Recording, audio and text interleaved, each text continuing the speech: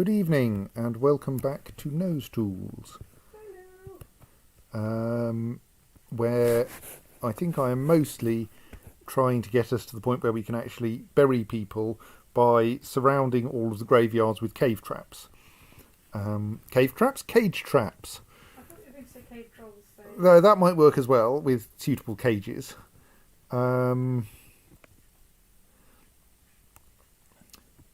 So yes, dwarves are running around the place installing building cage traps and filling them with cages, and generally getting us to the point where we can safely bury people in the graveyards. Well, in one graveyard in particular, and then I can start opening up the other graveyards in due course, which will... And then the idea of this is that in general we bury people so they have proper tombs and such like, which generally makes people cheerful, or less unhappy at least. And then if anything comes out of the graveyard, it ends up in a cage trap and we drag it off to the pit and hurl it into the pit. That is to say, building tombs causes great happiness for the people who are still alive. Yes. I mean, it causes those who are not still alive to stop coming back as ghosts as well. So there is actually a small amount of... We are doing this partly for those who are not still alive. And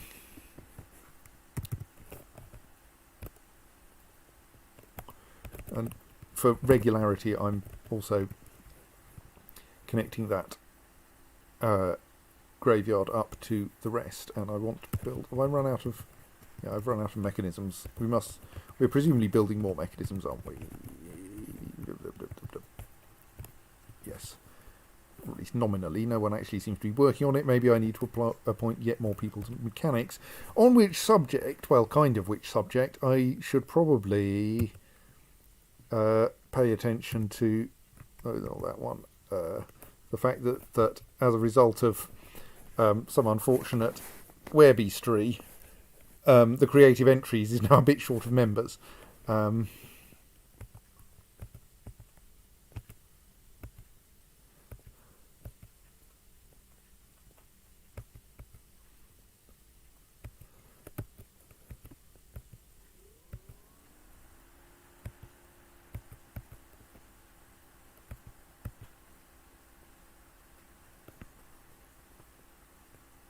How are you not already a member of a squad?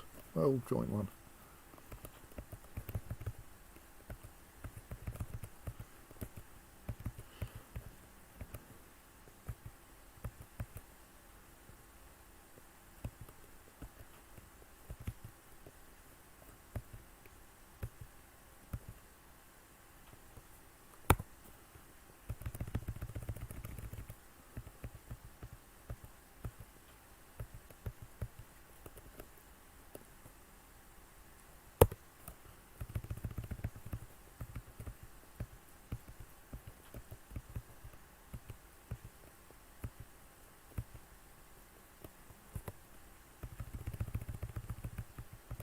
There is an argument that assigning all of my medical dwarves into the military may not be an entirely wise move, but let's see what comes of it. Yes, an axe dwarf. Right, so... Well, I think it probably has better failure modes than I'm an axe dwarf, not a doctor. Yes, that's true.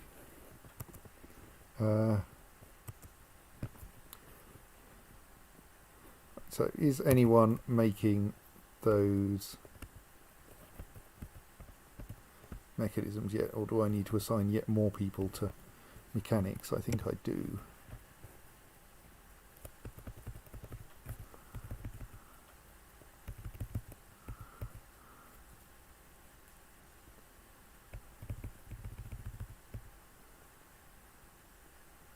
Are you someone I can do anything with?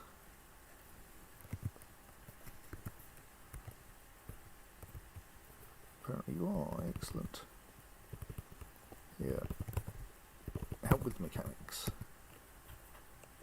So I wonder if the problem is that everyone who's assigned to mechanics is busy filling things up with is busy loading up the cage traps, and I should just be a bit patient.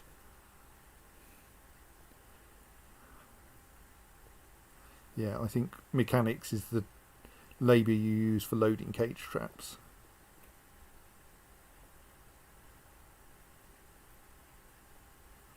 So we'll start building new.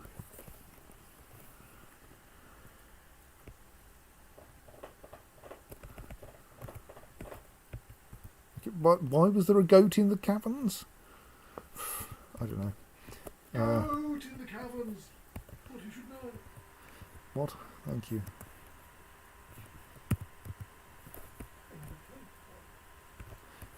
The cavern goat.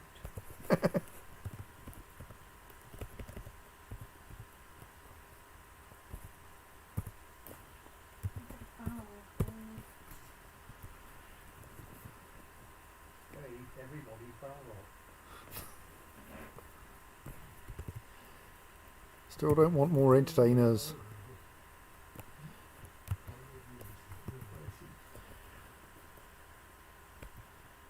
I mean, admittedly, we may actually be reaching the point where we don't have anyone doing any entertaining, so maybe I need to allow a bunch more entertainers in. Oh, let's let an entertainer in for no good reason.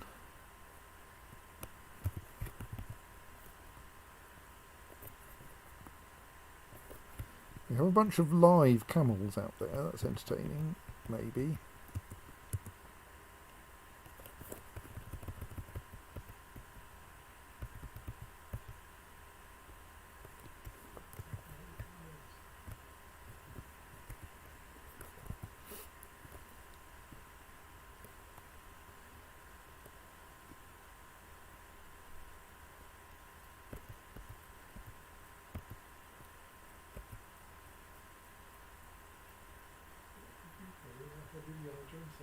The escape camels are there. 4. You count them twice.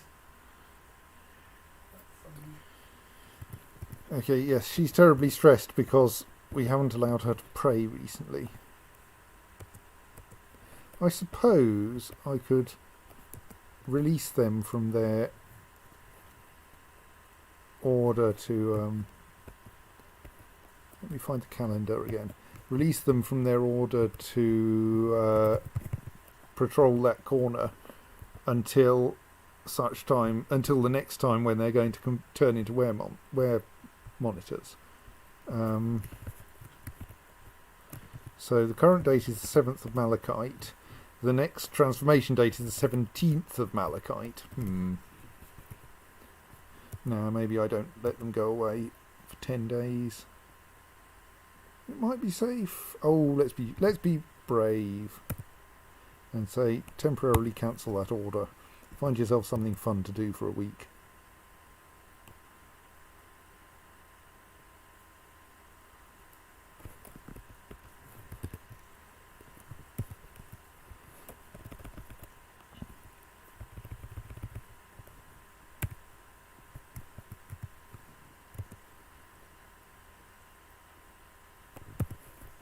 And let's also say dwarves may now pick up things in that corner of the map if they think they're useful.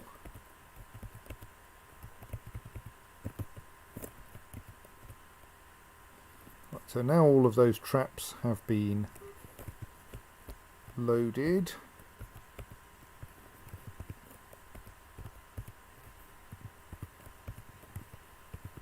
So now we can fill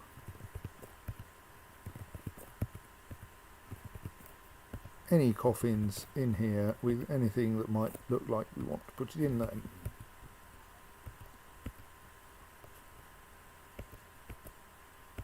So I think I want to lay slightly more traps, but we've got enough. So let's put one more trap there.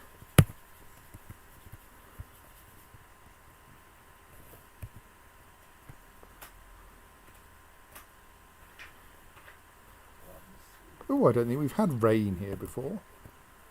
You can see the rain falling as little blue speckles on the map.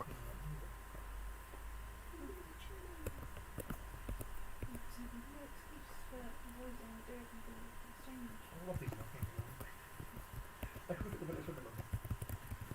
let us demolish the walls in some of the old Your estate. Is this graveyards. a kind of limoncello? It's got sort of lemon juice in it. Is it a bit too kind of stick it back in the hotel?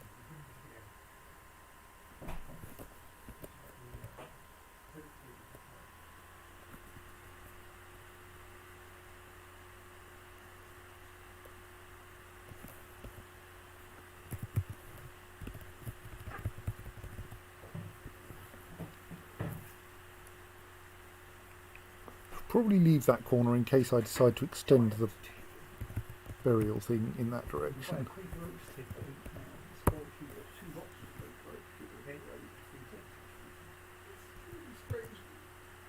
decoration.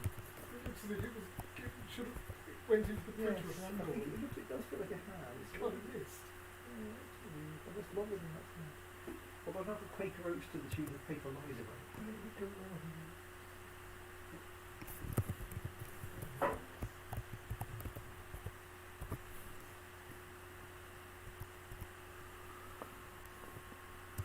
Right, so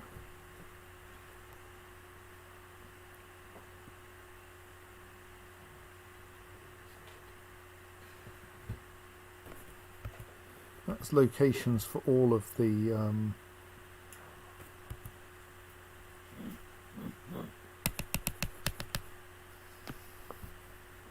cage traps in around there set up, and indeed cage traps installed, though not quite the cages.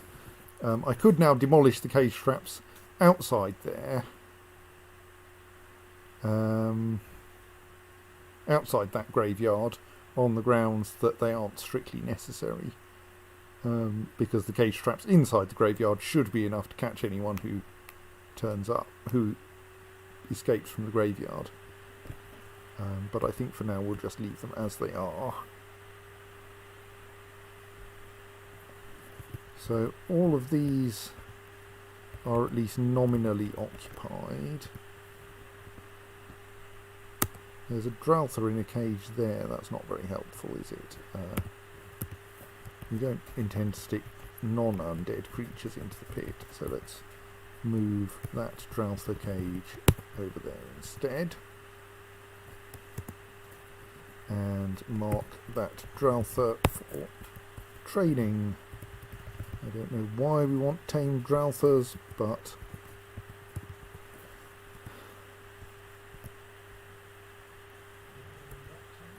well, yeah, that's certainly one thing. Indeed, there we have a reasonably well-trained Draltha,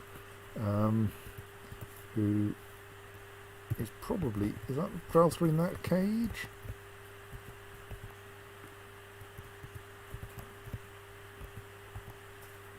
Yes. So let us release the Draltha. I mean, it's kind of tempting just to say that we should then slaughter the Draltha. Especially since it's a grazing animal and thus may actually starve if we leave it kicking around.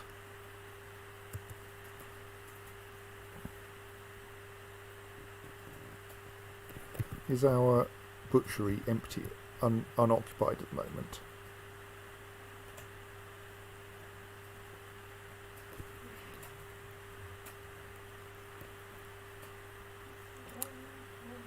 So, yes.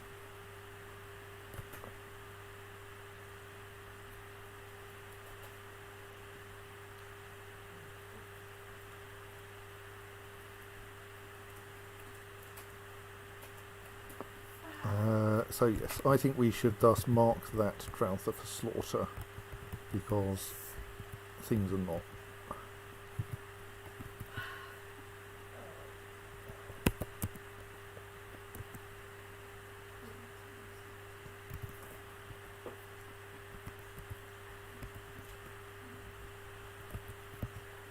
An undead arm somewhere. Sorry. Oh, I think that undead arm was down in the pit, so it's not actually a problem. It just accidentally scared. Some dwarves are a bit scared by looking down into the pit.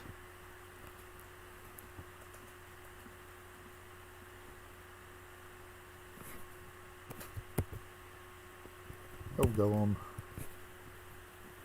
You know, I could actually play. I could actually pay attention to the. Okay, it's another. Too many Drowthers. Stop catching Drowthers in cages. Why? Well, because then I have to find something to do with them. Are they not harmful? No, they're perfectly boring, grazing. What's that? Miasma.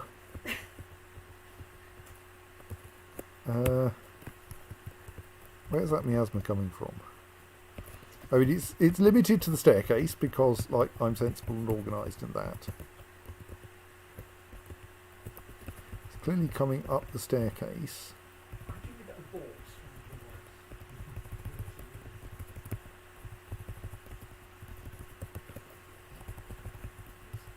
And the problem with miasma is it's hard to see what's going on inside it.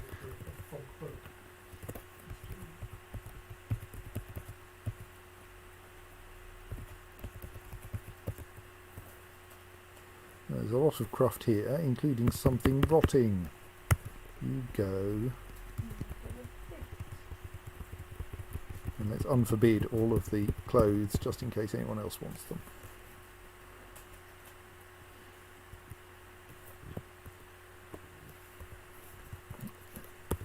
I assume that cloud of miasma mostly came from the fact that someone left a rotting goblin corpse, or at least some part of a rotting goblin corpse, halfway up the main staircase. Go on, let's let a few more people in because we don't actually seem to have everyone being entertained at the moment. That's better. Now people are listening to poetry, right? We've got some entertainers. Yes. Listening is a Interrupted by cat corpse. On the surface. That's a troglodyte partial skeleton in the pit, as we expect. But yes, we have undead cats on the surface.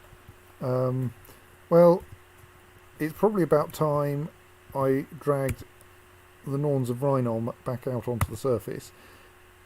And since... main garage suite. Slightly. This is the third party version of... And since that part of their job was deal with undead creatures on the surface, well, that didn't take long. There was a bard standing next to them who went, who crushed the cat's head with a musical instrument of some sort, like with a limewood silera, which is a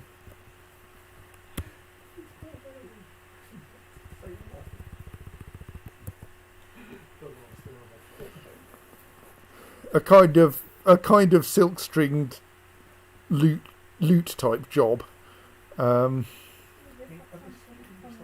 which is conveniently and apparently also useful as a bludgeoning object against undead cats. Right, there is apparently another undead cat around though, so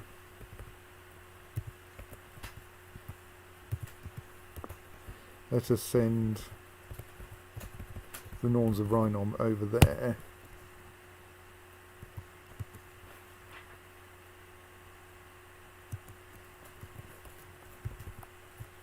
And watch the progress of the undead cat.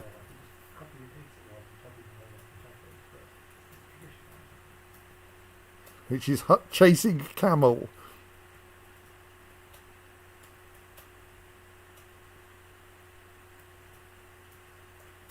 It was like enrichment for dwarves. How is this fight between the cat and the camel going?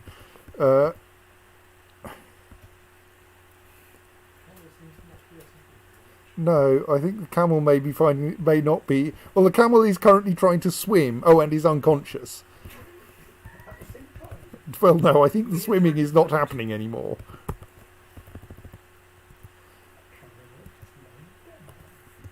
I mean, they are both in the river.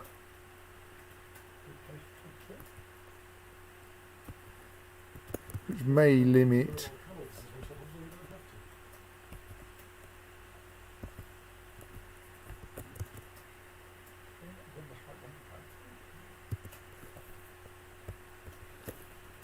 Well, let's send the Norns of Rhinon then over here so that they won't go and become dangerous while inside the fortress.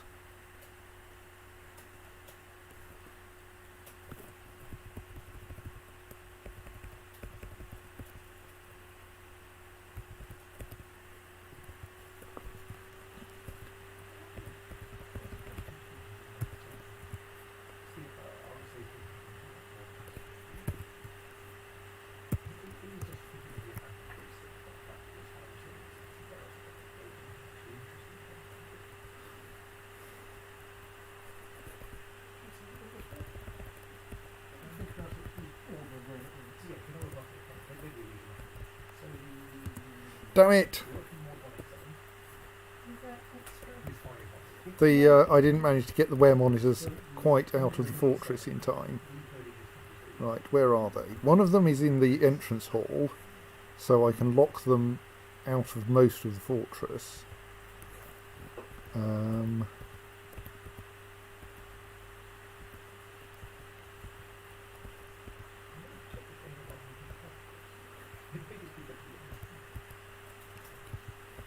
The other one is on the surface. Excellent. So apart from the slight problem that... Oh, there's another undead cat. Apart from the slight problem that that there's a bunch of immigrants just arrived who thus stand some chance of getting wear monitorified, I think we can lock that door, pull the lever just in the hopes that we can lock one of the wear monitors into it, into the antechamber.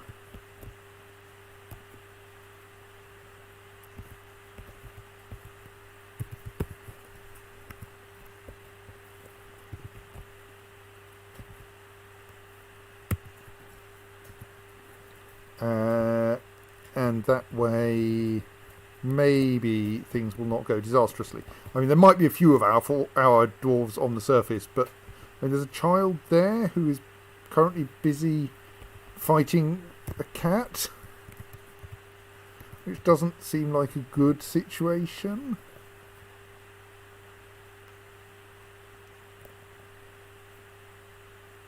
How old is the child in question?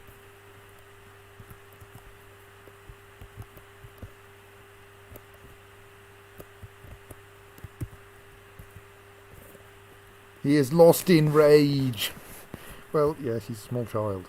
1 year old, lost in rage. Wow. Horrified after being attacked by the dead.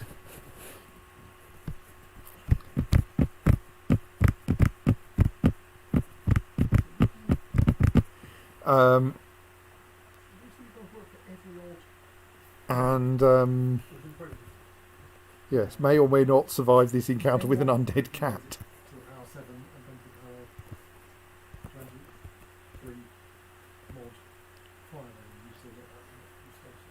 So what the Okay, that was the cat that took on a camel, maybe not the same camel, though I think it's the same camel.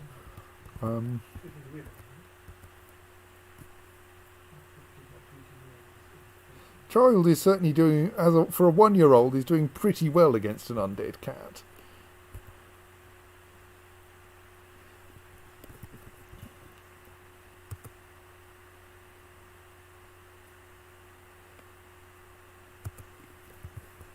How's that going then?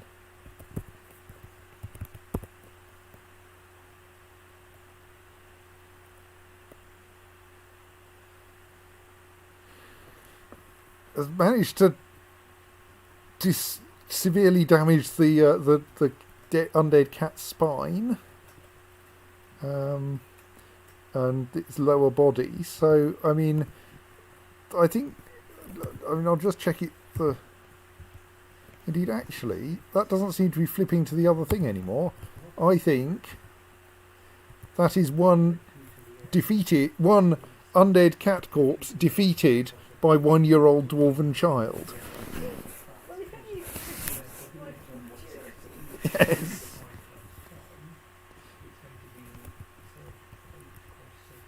I mean, yes, child is bruised, but no worse.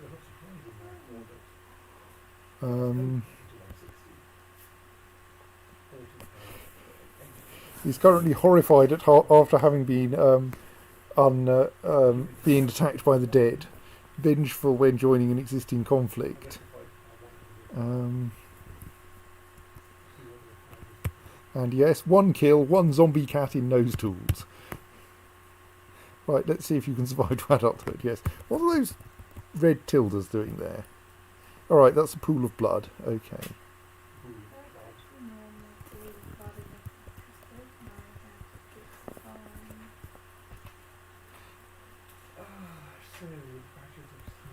Yes, our 1-year-old child also has no sideburns, but a very long moustache and a medium-length beard. But I think that's what you get for being a dwarf, really.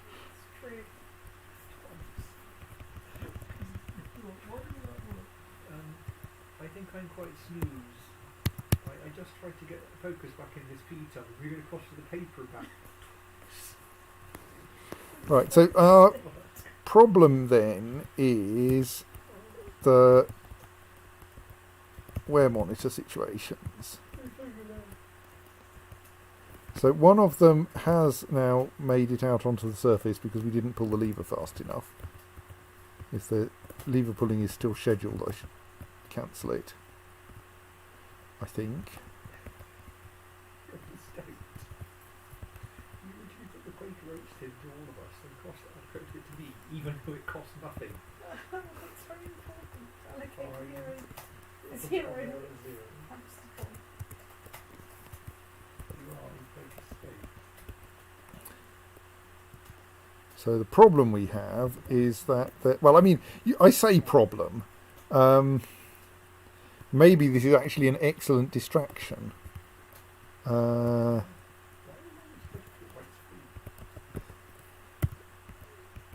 except they're right next to the main entrance. Which is that this convenient bard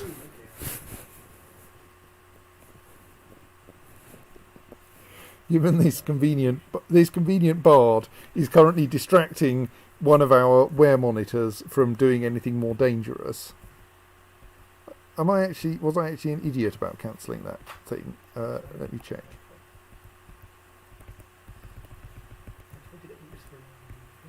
Right, and that one is currently berserk in the river. So yes, we do have the slight problem that these incoming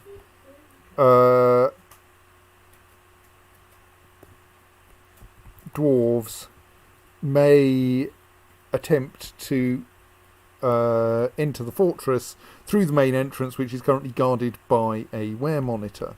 So what we probably want to do is to try to divert them somewhere better. So we've locked the main front door. So there is the hole that leads down to the caverns. That staircase over there.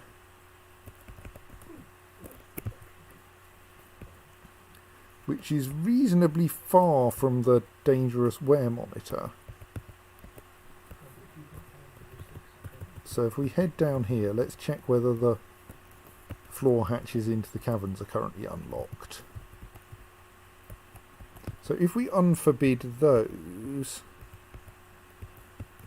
then that connects the surface to the caverns, and the caverns are connected to the fort. So all being well, the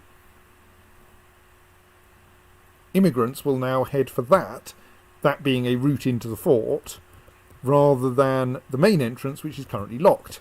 So I think that will do as Pinkbeast just suggested, albeit rather without the need for laborious extra construction. Divert the immigrants in such a way that they don't encounter either of the wear monitors. If we're lucky. So where are the immigrants then? There are the immigrants. Where are they going? I'm not sure they're converging on the correct location. That door is definitely locked, isn't it? Yes. Let's be on the safe side. Let's... Oh, yes. Hang on. No. Just want to check, because I did set up last time a temporary gathering place in the foyer for the last batch of immigrants who then ended up getting into trouble. So I'm slightly confused by why the immigrants aren't heading down to this staircase over wherever it is here.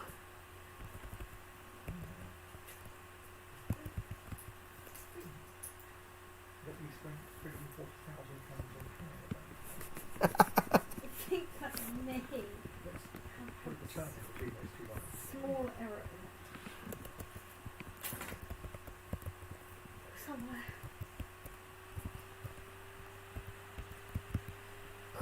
I should also make those pet possible. I should generally not adjust that setting in the future. I don't think that will make a difference though, because they're not pets, the immigrants. May just be that they need a little while to update their routing. Aha! The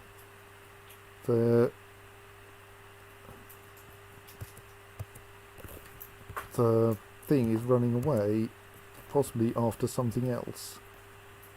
Yes, after the child. Oh dear. Or possibly after a cat. Not clear yet. They're both running. Right. That now means that I can... I say safely, not safely. I can, with only minor danger, unlock that door.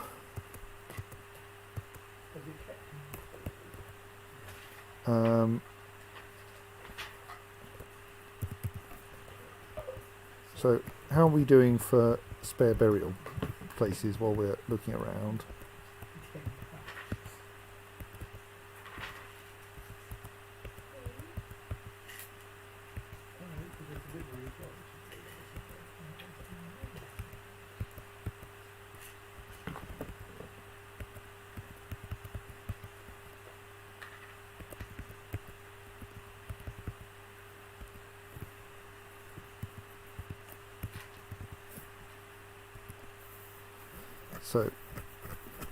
So far we have no unoccupied coffins there, but on the other hand we still have a bit of space for more coffins. But that suggests to me that we want to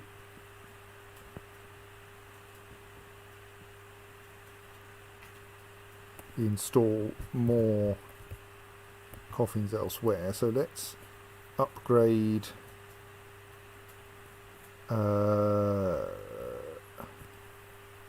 let's lock those two doors temporarily,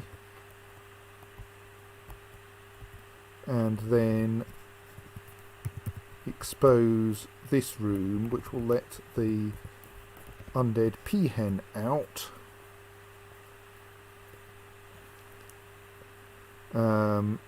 And then, all being well, the person who knocks down that wall will run like hell from the undead peahen, which will then get caught in the trap, I think. Right, so meanwhile, how are things looking around the entrance? Can't see our awkward undead, our awkward wear monitor. So let's just have a quick check of where the two wear monitors are. One of them is there, which is a reasonable distance from the entrance.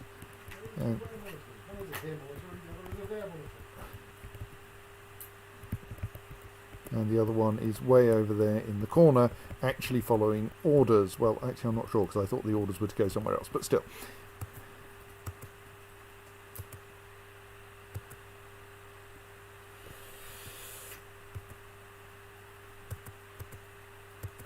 Right, okay. I'm afraid that the child who so valiantly slaughtered an undead cat has been killed by a wear monitor. Oh dear. Yeah, knowledge is in your virtues. I think, or maybe it's a different undead, a different child actually. No, I was wrong. It was Tobble Connors Mammoth who killed the I'm quite pleased with that one. cat corpse, but Mafog Gigut Bomrek who was slaughtered by the wear monitor. There is of course a problem with Pink Beast's cunning plan of sticking all of my wear monitors into the military and sending them off after random undead, which is it does mean they're quite well armed. So yes.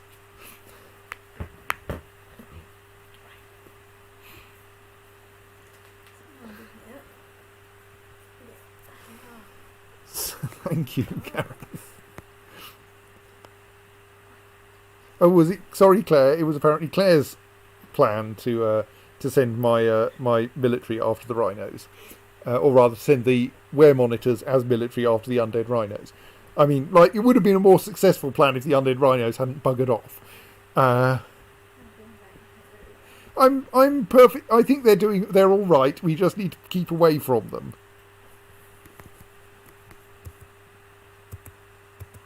Right, I think that's probably all of the actual immigrants. I think we only got a couple. What the hell are you doing there? I think we've actually got all the immigrants inside. So I think I should do my quick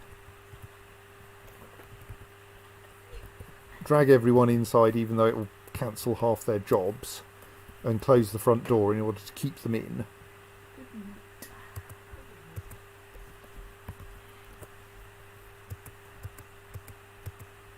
Except apparently it doesn't apply to new immigrants. Don't you?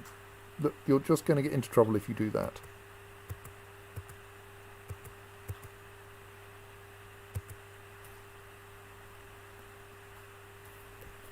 That's interesting. What are you? Oh, you're undead.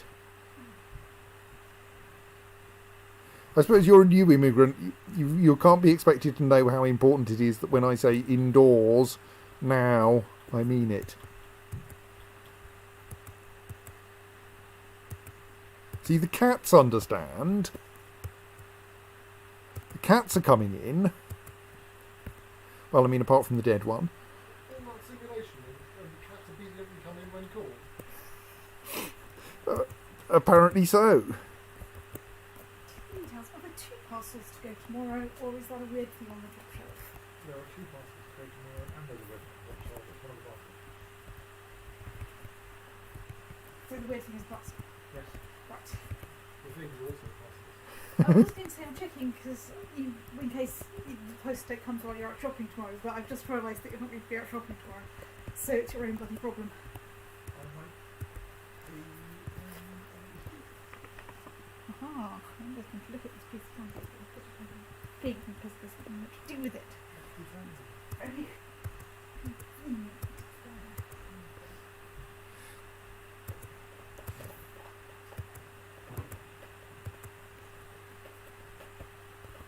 I think given that there are undead humanoids on the surface, now is probably a good time to lock the front door unless there's like someone around out here I care about.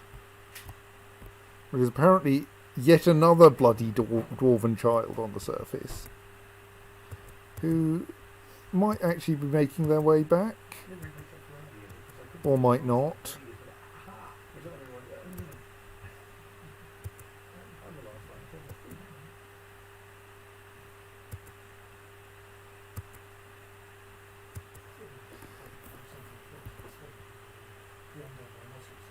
Right, the were monitors have now turned back into dwarves, so they get to try to take out this undead human.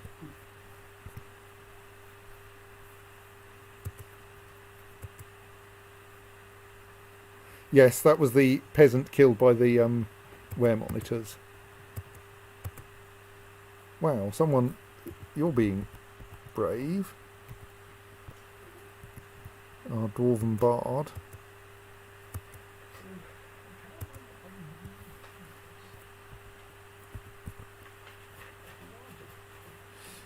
I mean,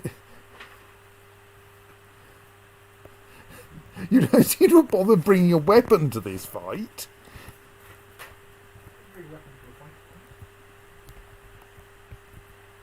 You appear to have brought, like,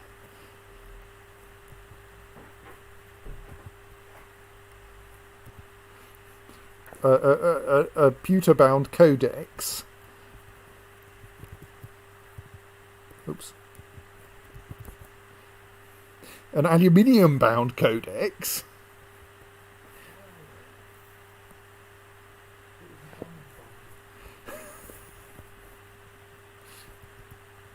And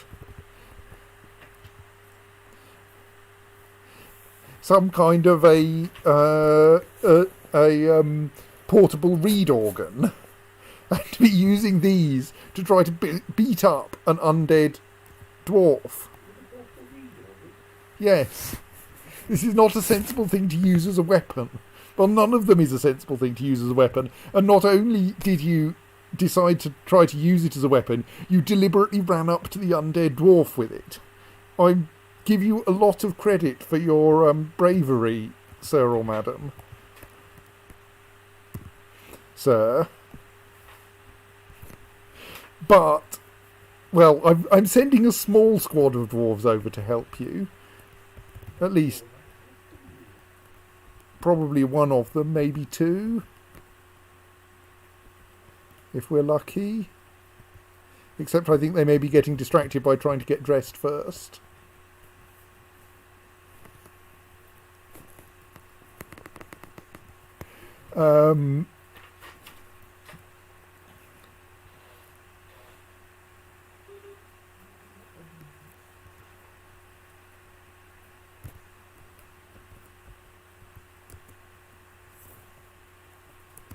And like it's quite a long walk from the wrong side of the river because I deliberately sent them somewhere inaccessible. So sadly the bard has, I think,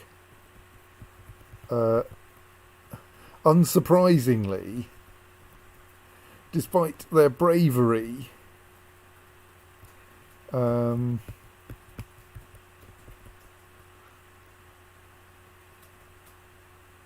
and willingness to beat things up with books and musical instruments, has succumbed to the fact that an undead dwarf is a lot more dangerous.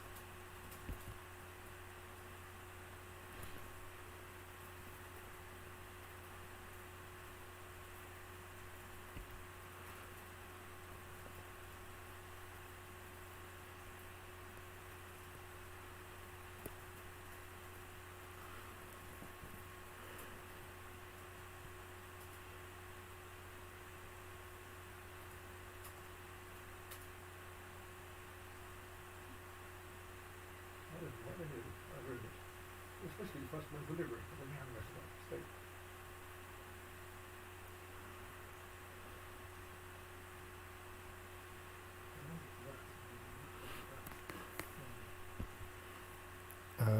Yes.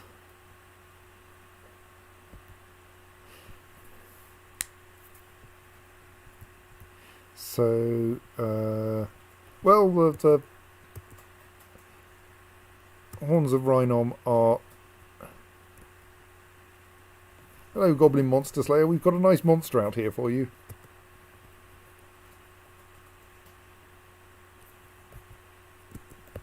Okay, I'm worried about that going down there. I'm going to lock those now.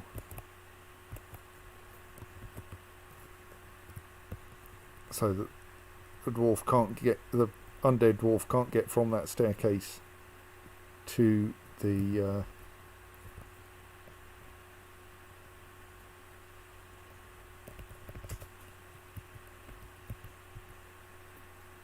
We've got an awful lot of undead things in the pit now. Right.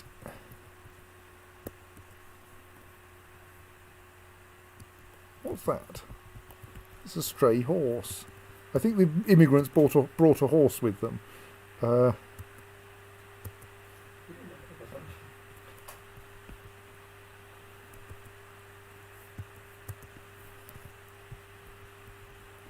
visiting Goblin Monster Slayer, who has come with no weapons. You're not going to get very far if you don't actually...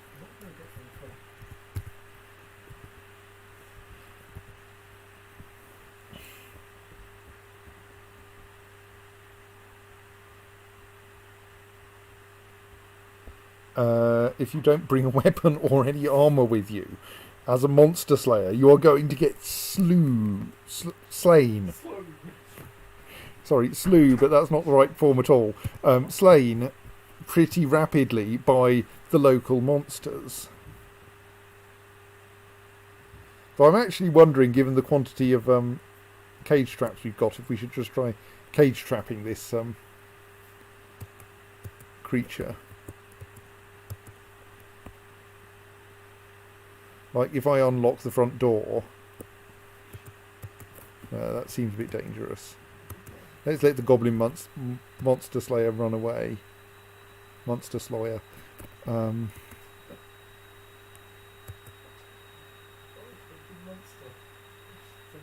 Right, incoming...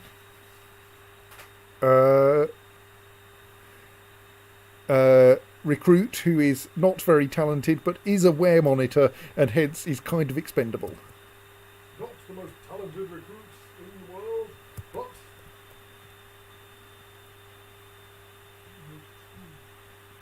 so let's see how they've done. let's have a look at what you They have not, got a weapon. That's not going to work. You're not going to be able to beat an undead without a weapon.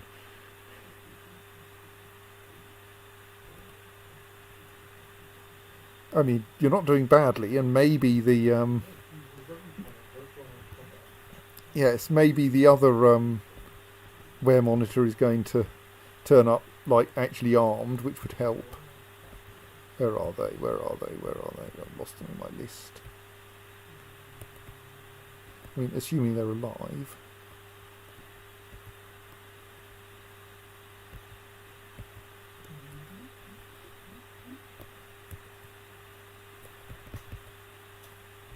Oh no! One of the wear monitors has apparently been killed. So the only one left alive is the one who is currently hideously underarmed and about to be pummeled to death by a undead dwarf. So this may actually work. I think that's lead surgery demonstration, Seb. Yes. So my doctors have a guild hall in the hospital, and so they can teach one another surgery techniques. I think yes, our wear problem may be about to be solved, or possibly replaced with a yes, there they are, both dead now, replaced with a zombie dwarf problem. Yeah, give or take, a wear problem is indeed an opportunity that turns into a problem every full moon. That's roughly what happens here. But the problem has now been dealt with, and our only difficulty is that there's an undead dwarf roaming the surface. But random undead roaming the surface are a more or less expected thing. So we do currently have all of our civilians officially restrained inside, and we do have a big pile of cage traps at the entrance to the fort. So I'm wondering... Oh yes, thank you, Jacob. Yes, there is a vampire. Oh look, and looks like we may have successfully caged that zombie peahen. Excellent. So if we unlock the front door, then I think the dwarves will not suddenly all run outside, and the undead dwarf might cage trap themselves. Let's try it and see what happens.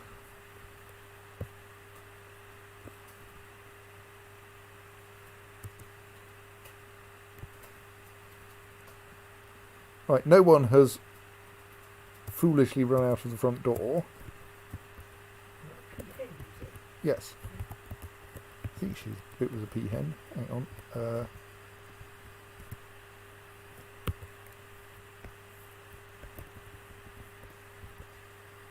No, sorry, it was a peacock.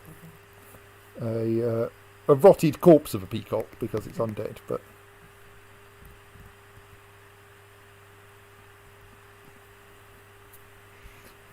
So that should now mean that I can pit that rotted corpse for peacock.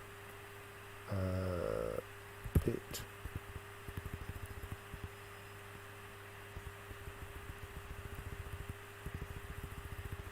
Somewhere in this list.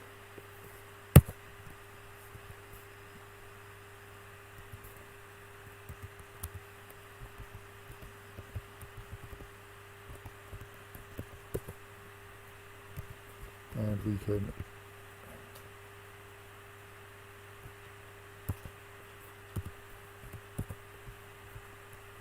install the spare Draltha cages there so that the Dralthas can be trained. And then we can go, right, where is our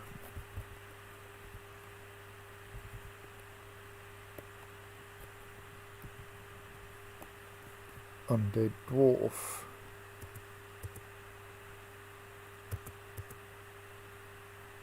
Kind of busy hunting all the other wildlife on the surface. Mostly chasing a camel, which will eventually tire, I suspect. Or drown.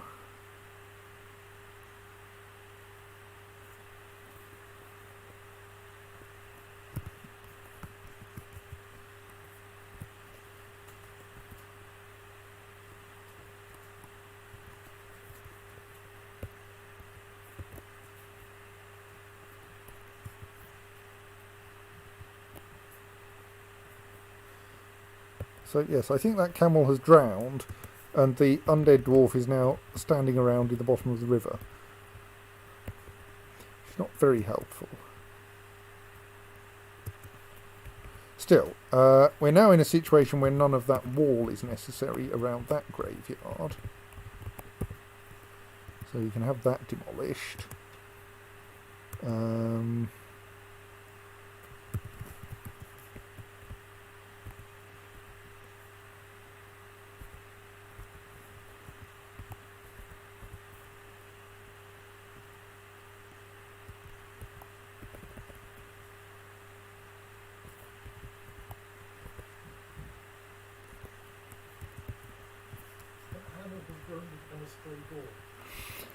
I like that it doesn't feel a need to mention which kind of animal. Well, so I think I know why that message, and it's a very silly one, a very silly reason. So in many cases, like when it's applied to a child or such like, it will say name has grown to become a thing. But of course, if we assume the message is all generated at the same time, it would end up, if it used the usual description for the creature, it would say a stray boar has grown to become a stray boar, which is not very helpful. So it would have to do something like generate the first half of the description before the growing up has happened and the second half after growing up has happened. So to say a piglet has grown into a stray boar, which is what you actually wanted. But that's probably a real pain because it involves having this message generation smeared out over the growing up process. They don't have a ton behind the data structure. Probably not. I do not get the impression that Dwarf Fortress's data structures are as shiny as they could be. I mean, it does a pretty good job, but like its route planning algorithm is not the best thing ever. It is known that at the scales of medium to large fortresses, it starts to stress even modern computers. And like, you know, your fortress only has a few hundred creatures in it. It's like a few hundred by a few hundred by a few hundred cells. It feels like the kind of thing that shouldn't be a horrifically difficult job. but kind of is. So yes, I thus suspect that its data structures are not those of kind of great advancedness. So anyway, our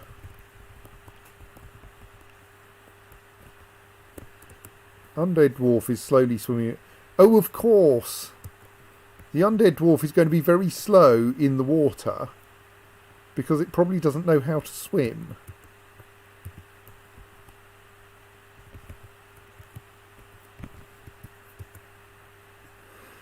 And the river is kind of flowing off the screen to the right there, so it's also being gradually swept downstream. Right, now it's back on the surface and is going somewhere briefly with a sense of purpose.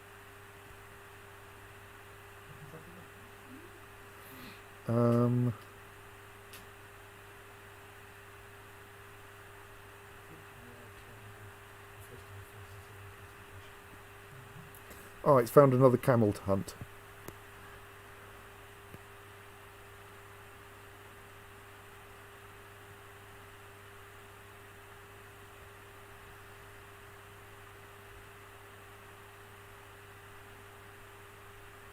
Wow, that camel's fast. I mean, yes, camels are fast.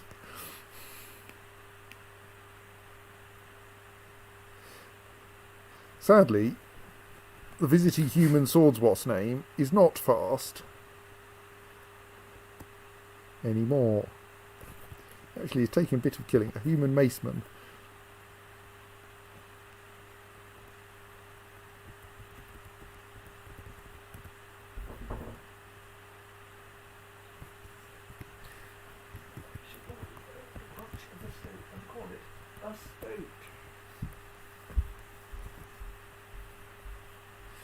Our human maceman has turned up with a moderately valuable copper maul. An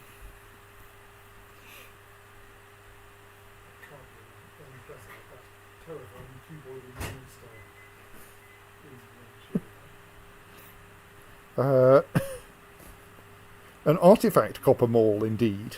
Well, that's nice.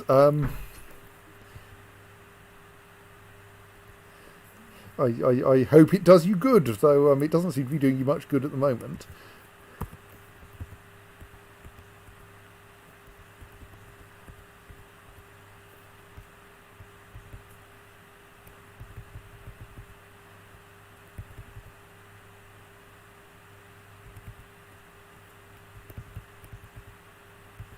Because it doesn't seem to be capable of doing anything to the undead dwarf's head except bruise the skin.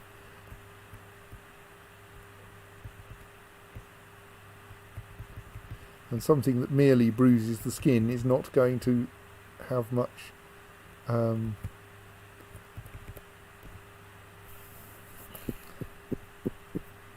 not going to do very much.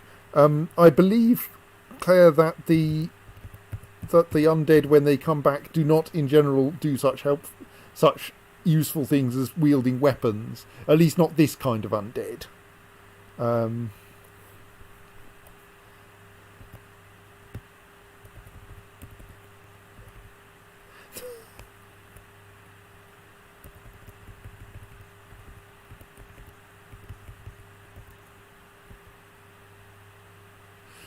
I mean, our visiting human maceman is getting better at hitting things.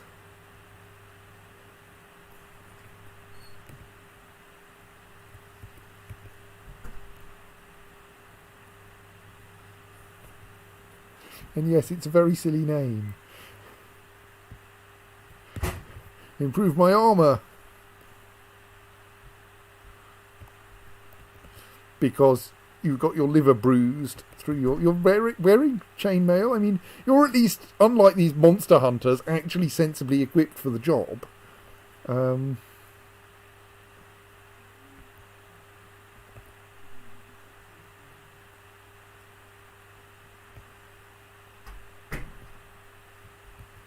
I do worry that your maul is not big enough, though. Oh, and you've lost your shield.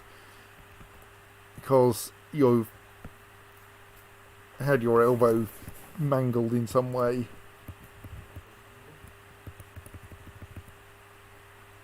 bruised the muscle in the corpse's head. That's not enough either.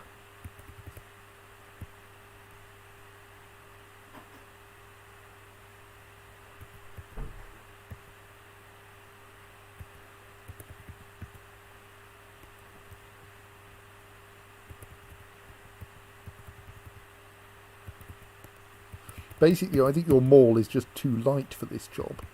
Or you're too weak for this job.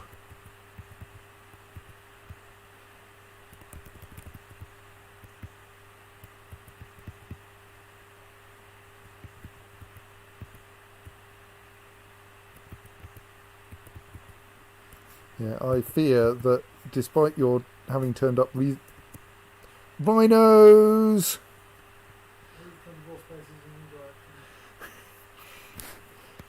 The rhinos are back.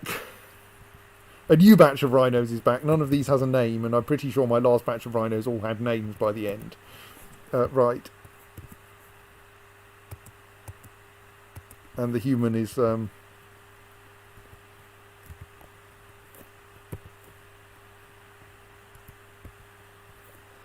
the human maceman has, yes, been kicked in the head by the... has basically passed out due to pain and then been kicked in the head by the dwarven corpse. And so the rhinos are obviously undead. We don't have live rhinos. I mean, we have live camels, but we apparently only get undead rhinos. We seem to have 4 undead rhinos today,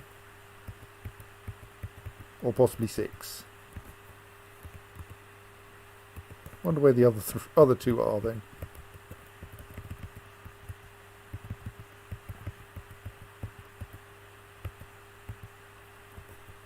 Actually, there's still a pig down there, isn't there? So I don't actually need to leave that door unlocked. I didn't. I never unlocked the door. That's odd. I thought I unlocked the door. I'm now slightly worried about what I might have unlocked. Yes. So one of the points of that pig is to lure undead down from the surface. Anyway, that means, though, that I can, since I've locked both of the surface accesses in that door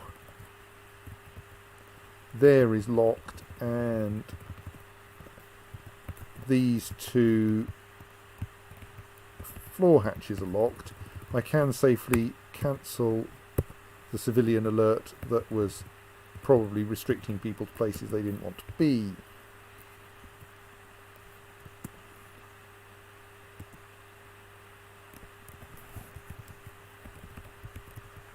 Let's put another cage trap there for good measure.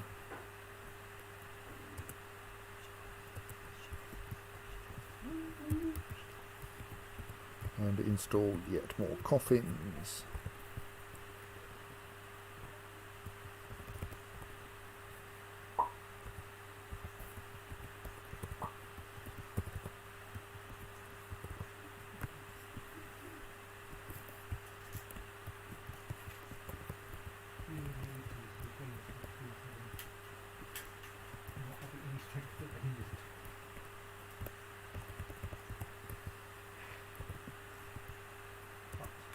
Right, so that will install more coffins, and the coffin situation here is that all those coffins are already spoken for. We may not actually be able to put everything in them because we can't get to the things that we might want to put in them. Why are you injured?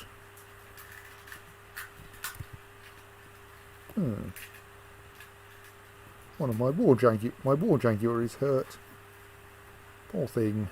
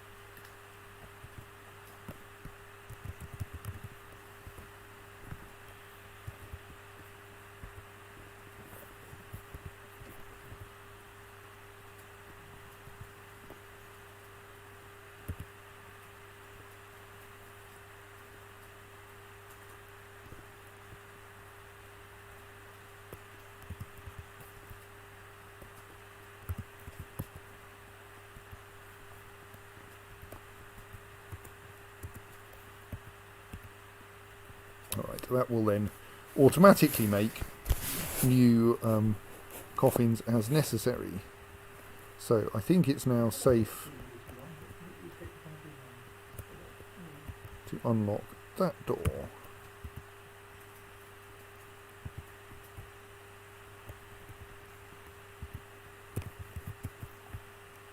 We also, following my usual attempts at having 2 cages.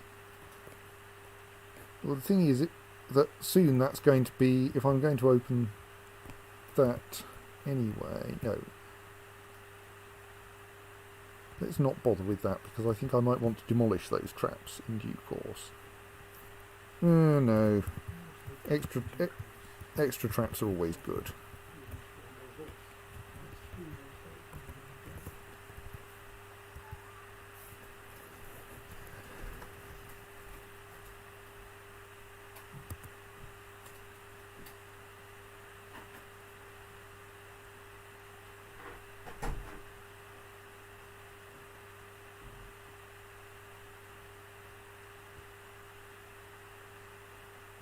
Yes. Oh, joy. Well, I mean, maybe it is joy. Who knows?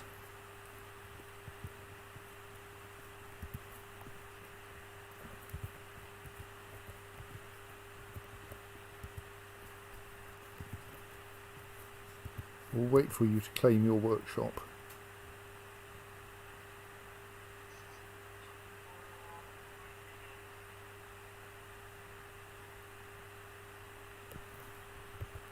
And then we'll see what it is that you want. Yes, lots of people are missing. We will hopefully get them back once the zombie rhinoceros problem has been dealt with one way or another. Oh look, one of the new zombie corpses has got a name.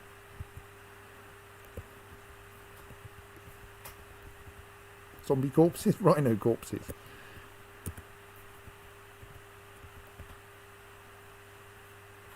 Right. Okay.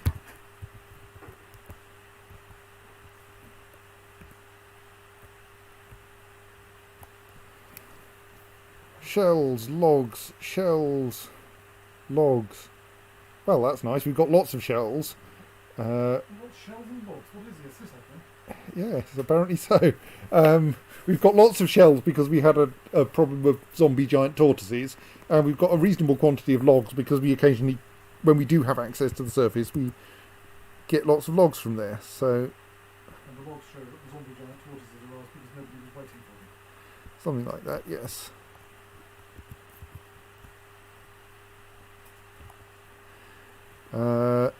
So yes, one desert tortoise shell. What are all the other things in there? Oh right, you've gone for a desert tortoise shell and not a giant tortoise shell. Okay.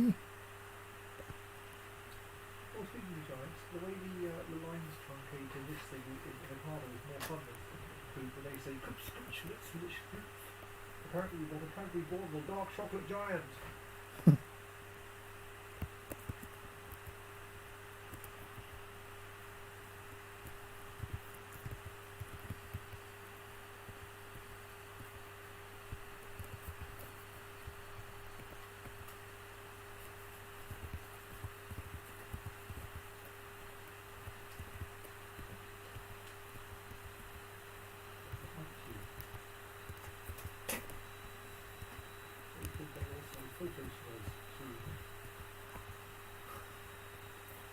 That's because it scans off myself.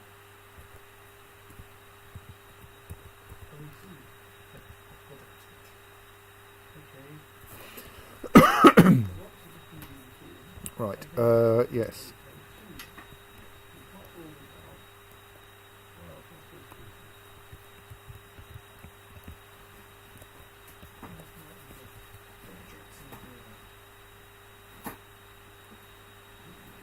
Ooh. That surely shouldn't happen.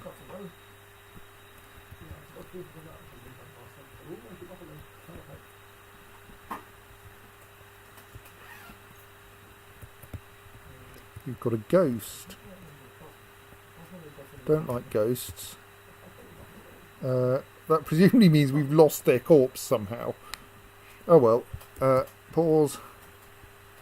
Let's make sure that they get memorialised then. Studos Tadvutok.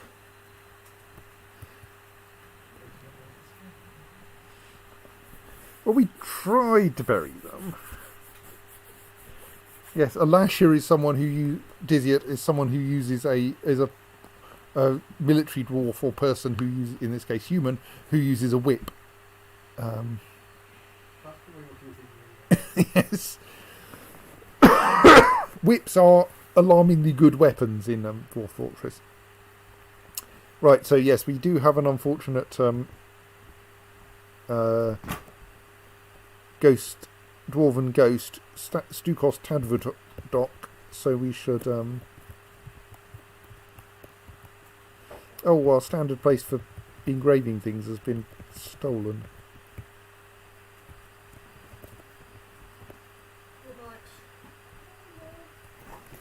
Let's quickly engrave.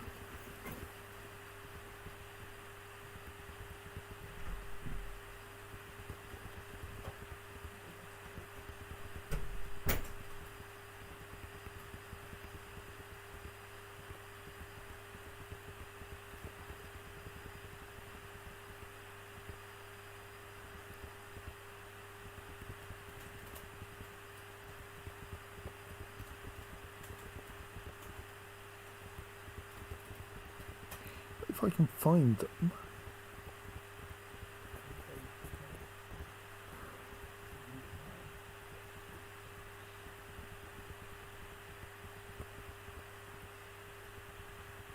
I kind of suspect they were right at the top of the list, but...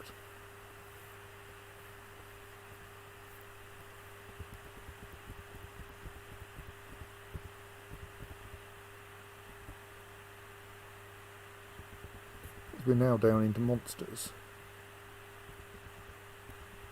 I think it actually tells me when I'm at the top when I've selected someone who's a ghost, doesn't it?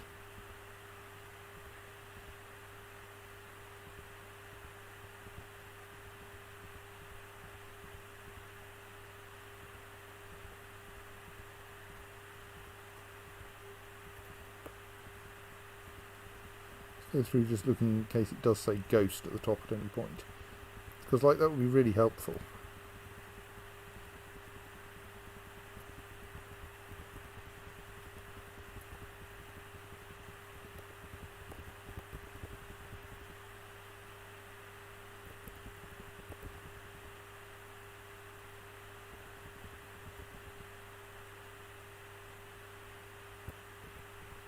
Okay, it doesn't.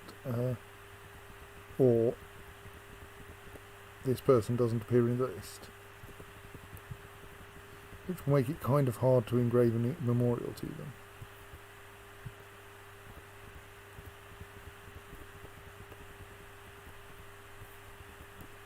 I'm going to have to look up their name again because I've forgotten. Stukos Tadvutok. Stukos Tadvutok.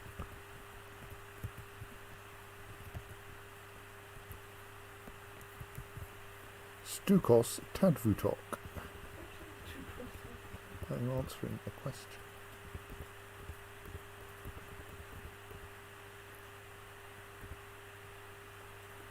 Stukos Tadvutok already has a slab engraved, we just haven't installed it. Right, well that makes things even quicker then.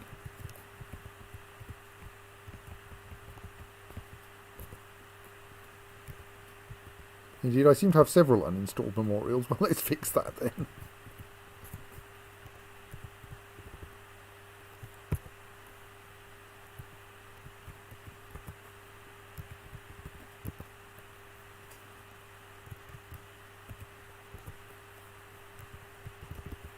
Right, there we go. That should help with that problem.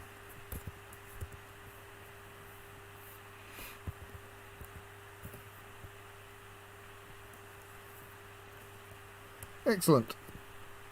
Our dwarf is building something out of... what? Oh, that's the wrong room. Our dwarf in the Fey mood is building something out of one desert tortoise shell, and some bitter orange wood logs. So it's probably not going to be a very valuable artifact, this one.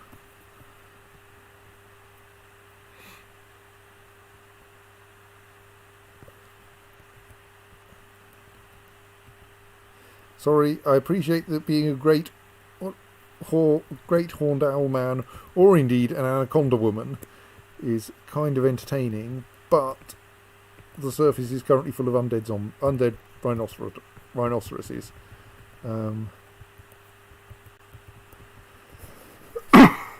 Excuse me.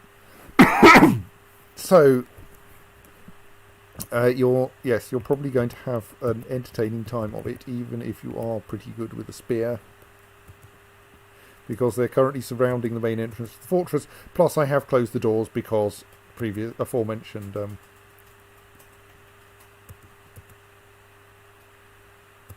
Right, Stukos Tadfutok has now been laid to rest.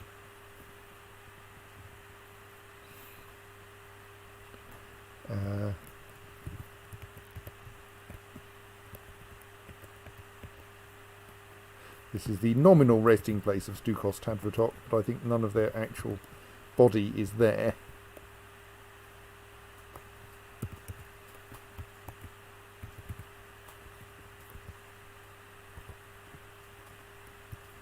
Owing to the general tendency of body parts to be in places other than where we wanted them to be.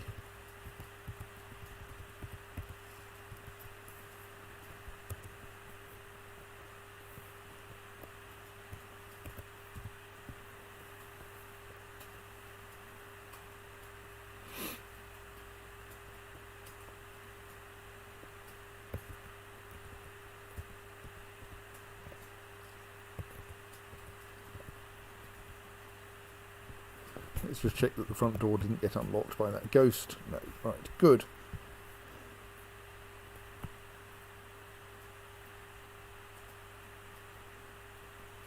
So given that we've mostly filled that room up, and we still haven't managed to run ourselves out of people who want burying, let us release another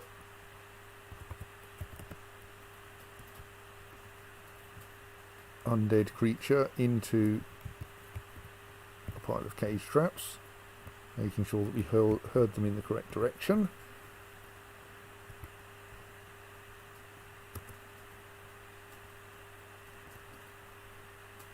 People are actually getting buried, I think. Well, someone's left a corpse somewhere in the vicinity of something anyway. I'm not sure.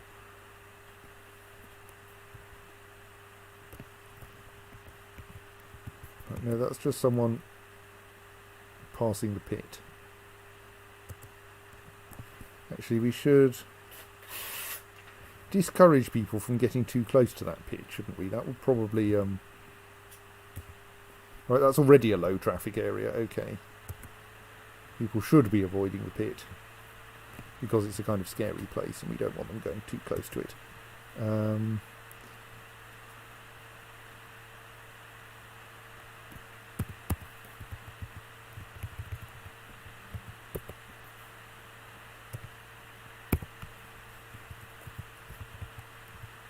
We may need more cages.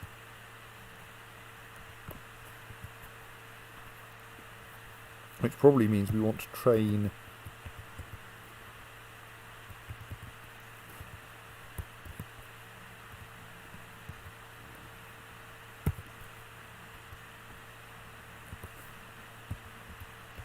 those.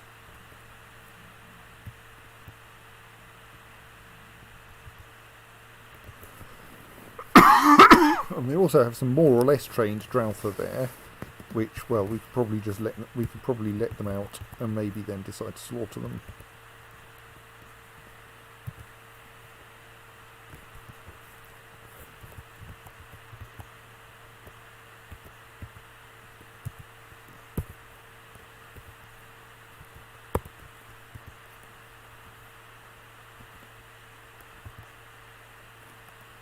Oh! What's going on there then? I think that, annoyingly, that undead dwarf has made it past our all of our cage traps and got to the bait pig. Damn it. The bait pig took some serious killing, but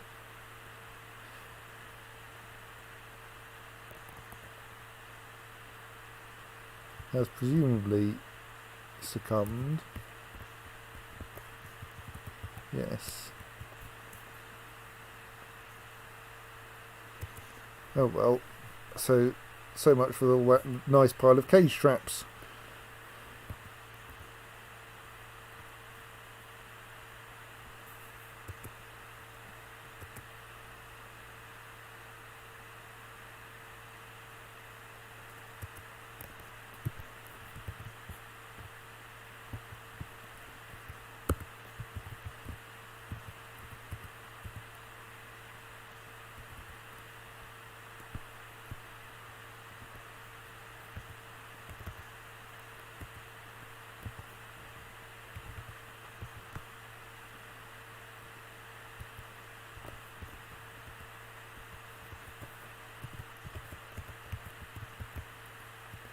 I think I should start making bins so I can store more things. We're not too badly off for wood, even though we're a bit like you can't get more of it easily at the moment owing to rhinoceroses, which are still there.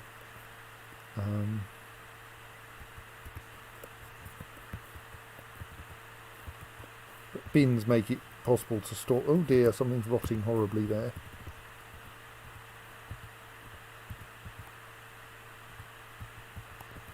Putting corpses in coffins usually deals with them.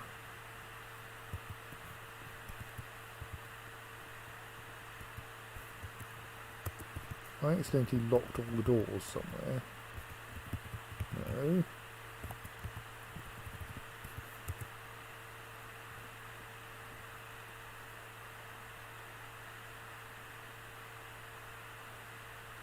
Yes, Dizzy, I have a technique for reclaiming rooms full of zombies,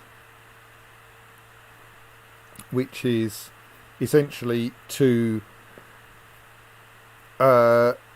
lay cage traps around them and then release the zombies and run away into the cage traps.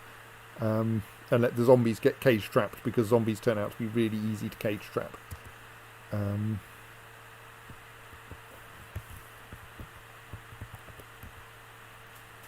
So what's the job?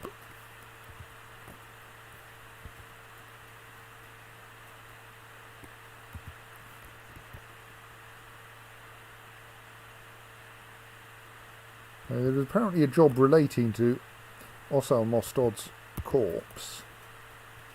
What is the job?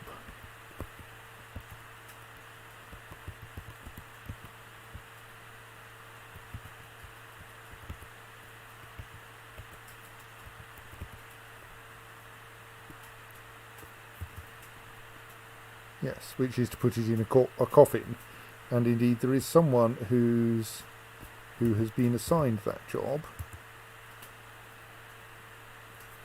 Thank you, you've made me a desert tortoise shell left gauntlet. How helpful.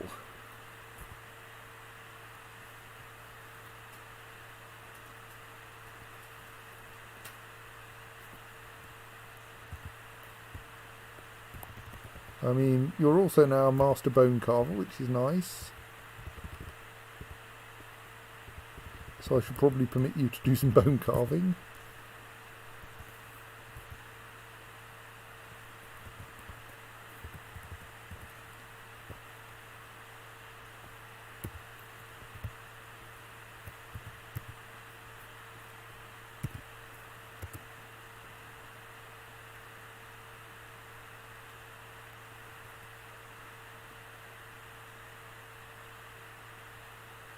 Okay, we appear to have a problem with getting this corpse into its coffin because someone's just attempted it 3 times and failed. And not, as far as I can see, cancelled the job. Just failed to do it.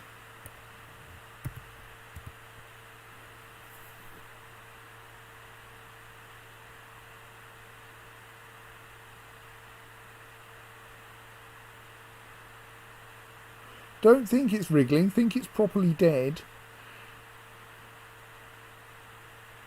But they just go up to it and then go... "Ugh," and then wander off again. Like as though it doesn't fit or something.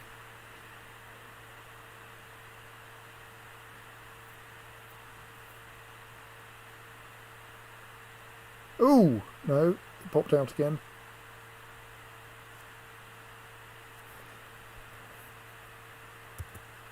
Right, so the job has just completed, but the coffin doesn't have anything in it still.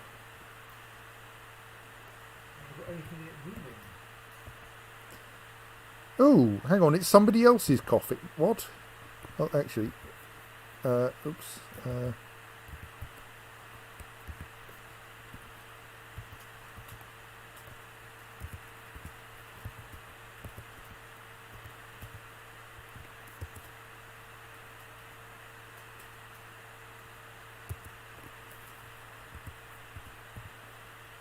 Oh, is there some horrible thing that this corpse is kind of the right person and kind of not? So, this is the corpse of a wear monitor, and it appears that the corpse is named after the wear monitor's wear monitor name rather than their dwarven name. Oh, I don't know, I'm just going to put it in the pit. There we go. Because the pit works by gravity, and thus there will not be any confusion.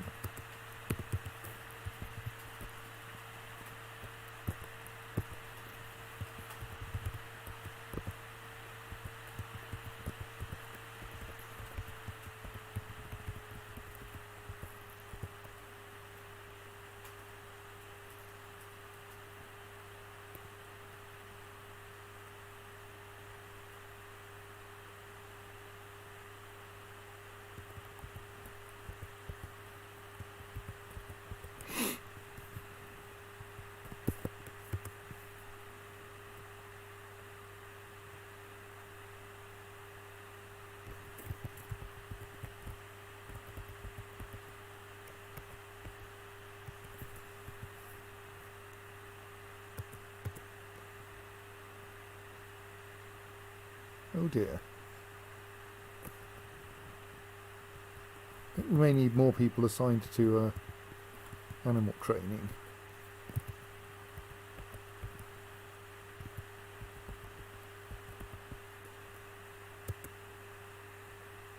There's now a wild naked moldog in our fort.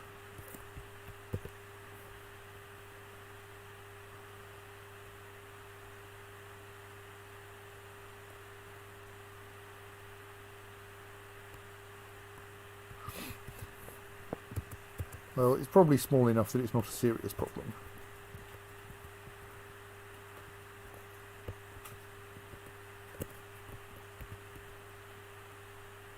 So is anyone actually going to turn up and release this... Oh right, I've accidentally locked everyone out of the room that I was planning to let that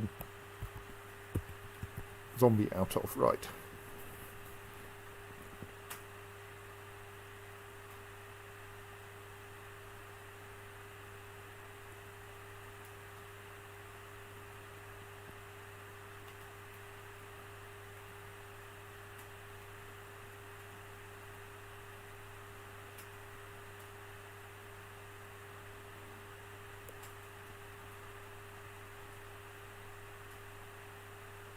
My hope, my dear dwarf, is that you can run faster than the zombie, and that your 2 squares head start will be enough.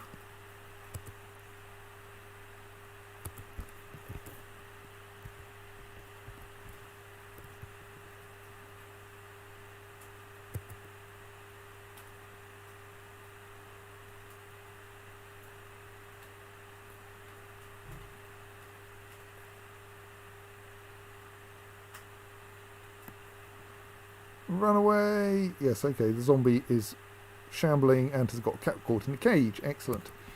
Right, meanwhile, is that a zombie cat? I want to go K for inspect cage. Yes, contains cat corpse. Right.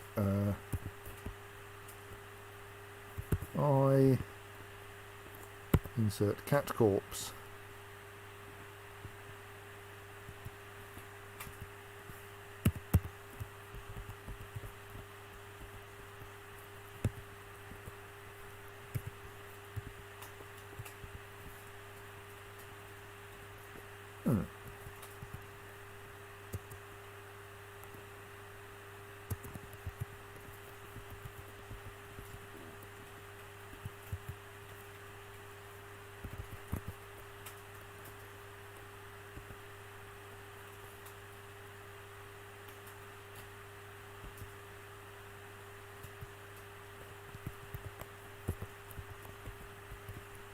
Right, yes, the naked moldog that returned to the wild state is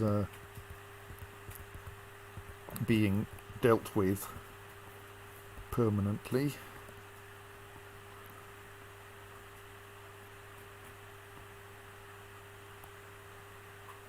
I suppose we do have quite a lot of tame naked molddogs around.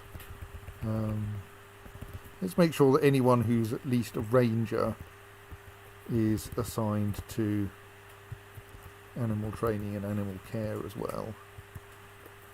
Anyone in green. Okay, anyone in green who is actually part of our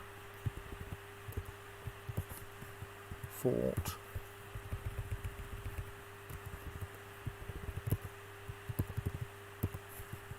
This might help, even though they'll be terrible animal trainers initially. But, like, they can practice on naked molddogs.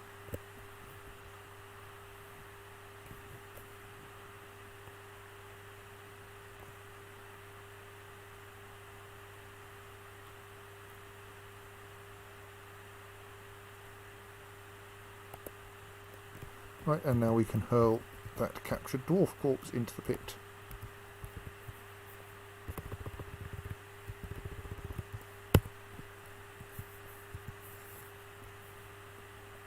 Which now means that we've reclaimed another room of the graveyards. We can remove the internal walls. I should probably set up a block stockpile at some point.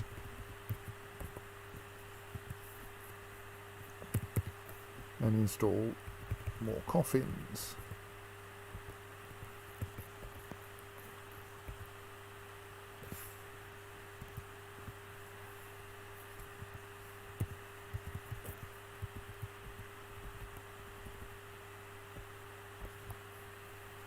I'm going, where do I actually want the edges of my graveyard to be? Do I attempt to cage trap every door? I think most of the doors, actually, I should just put one cage trap on each side.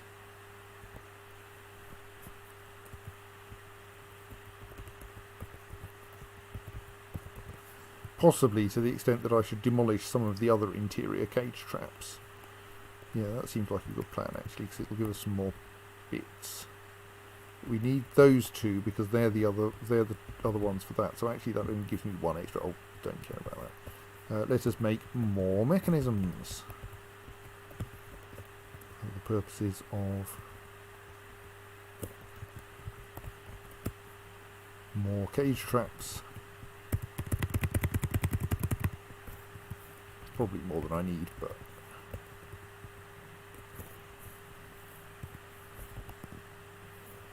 still plenty of rhinoceros corpses on the surface.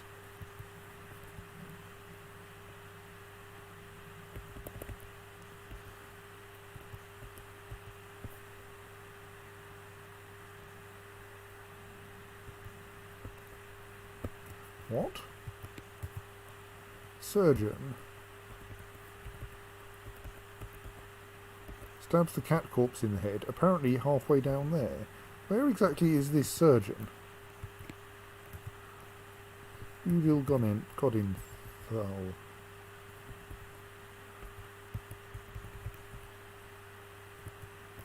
No, they're in a perfectly sensible location. Okay.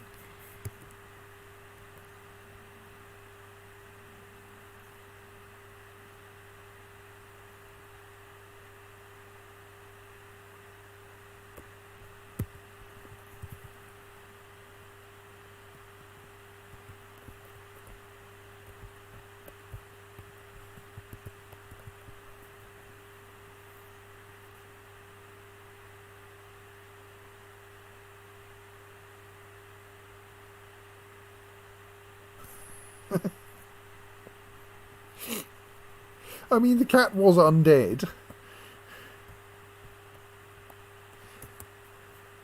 We do, in fact, have... So there's a butcher and animal task scheduled there. Is there actually...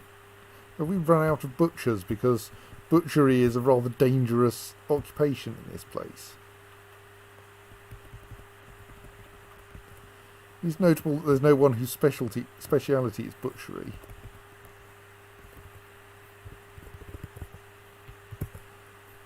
Let's assign it to one more person.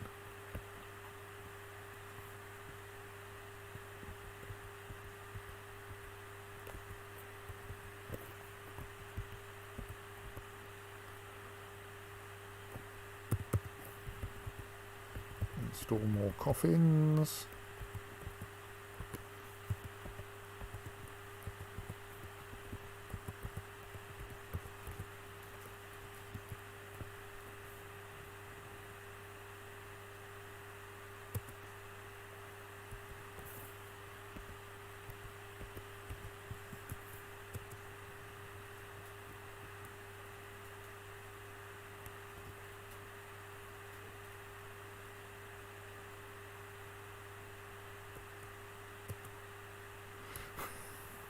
Yes, I think Seb may be right. No one admits to being a butcher because, well...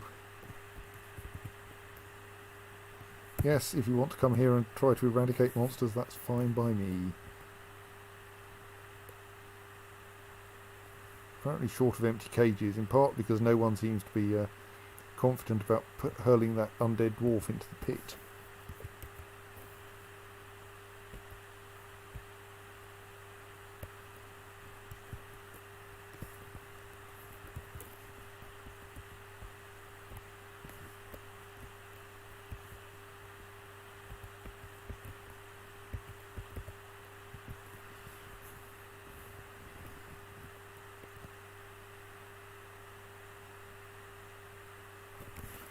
Is that pressure plate connected up? No, it isn't. That pressure plate doesn't actually do anything yet. I think that's waiting for us to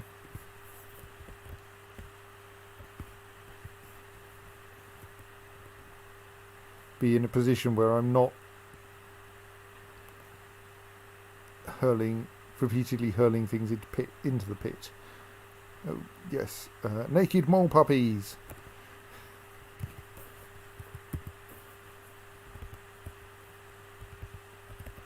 Who at least come out trained, if no better.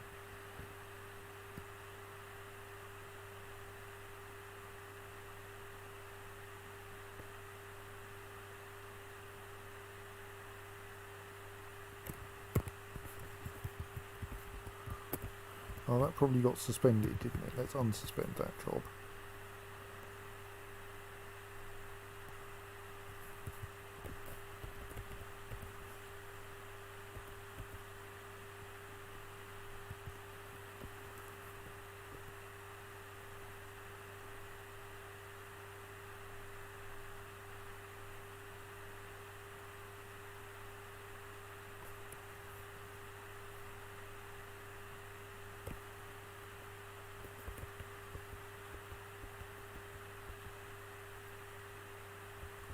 I think there may be a bit of a problem with just how terrifying the contents of the pit are now.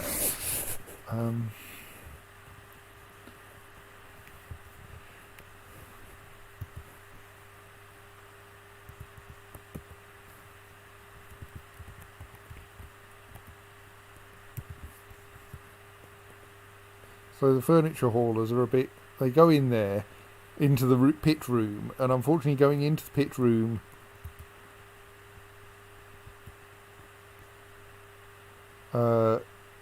opens the trapdoor temporarily.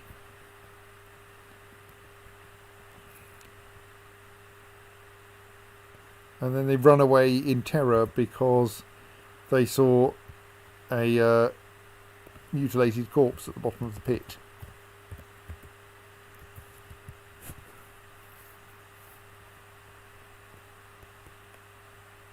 I mean, really, ideally, and I don't think I can do this, I want...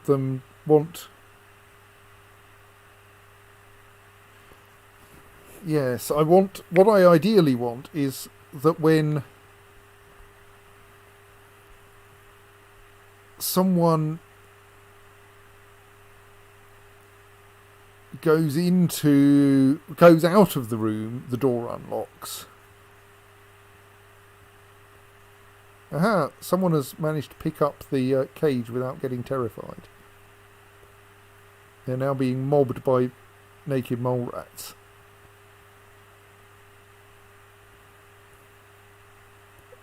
And have unfortunately cancelled the job because they got...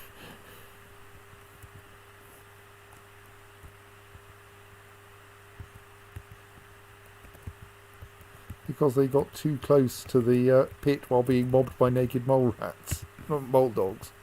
Stoats, right. Re-enabled the task again. Someone else can have a go. It's in a slightly better position now, that cage.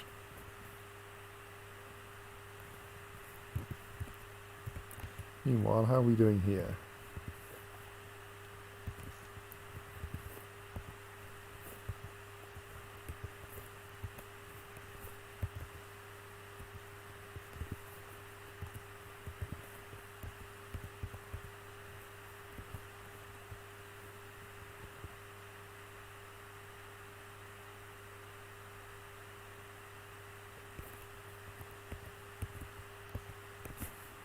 It's a rather odd arrangement. It accidentally sets the tomb. Okay, right, that's cool.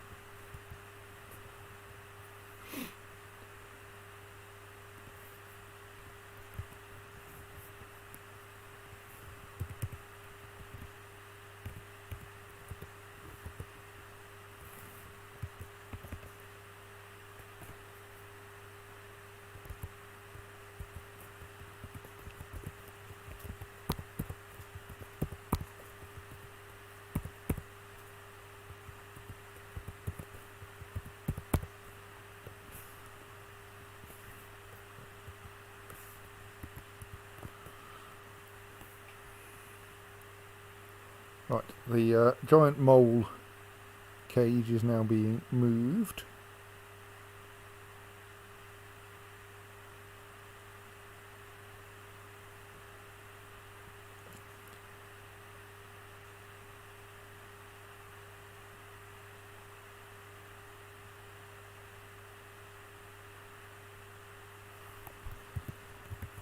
So that...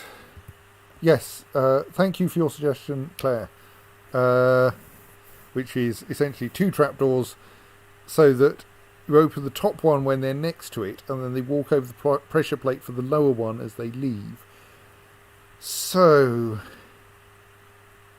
the problem... I mean, that's obviously what I want to attempt to achieve. But it's quite tricksy, because... I think I have an idea of how you might do it. So what makes it tricksy is that we can't really... I don't know of a way to have one-way corridors. So essentially the dwarves might always end up coming in by a route they might go out through. So I can't, I don't think, have a pressure plate that only activates when someone's leaving. What I might do... I'm just trying to work out if I can do that in the space I've got available.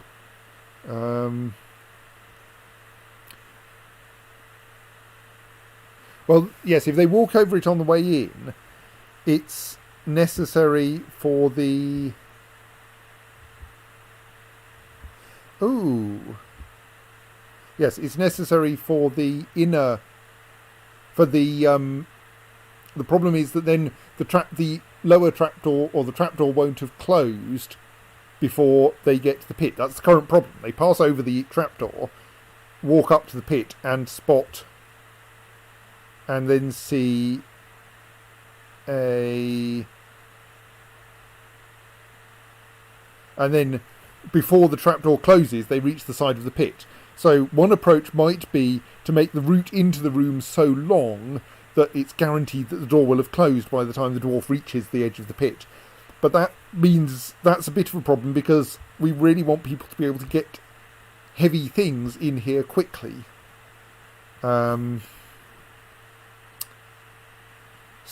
Dizzyat suggests having the lower trapdoor operated by a lever. And what that would allow, with some care, is to have the trapdoor open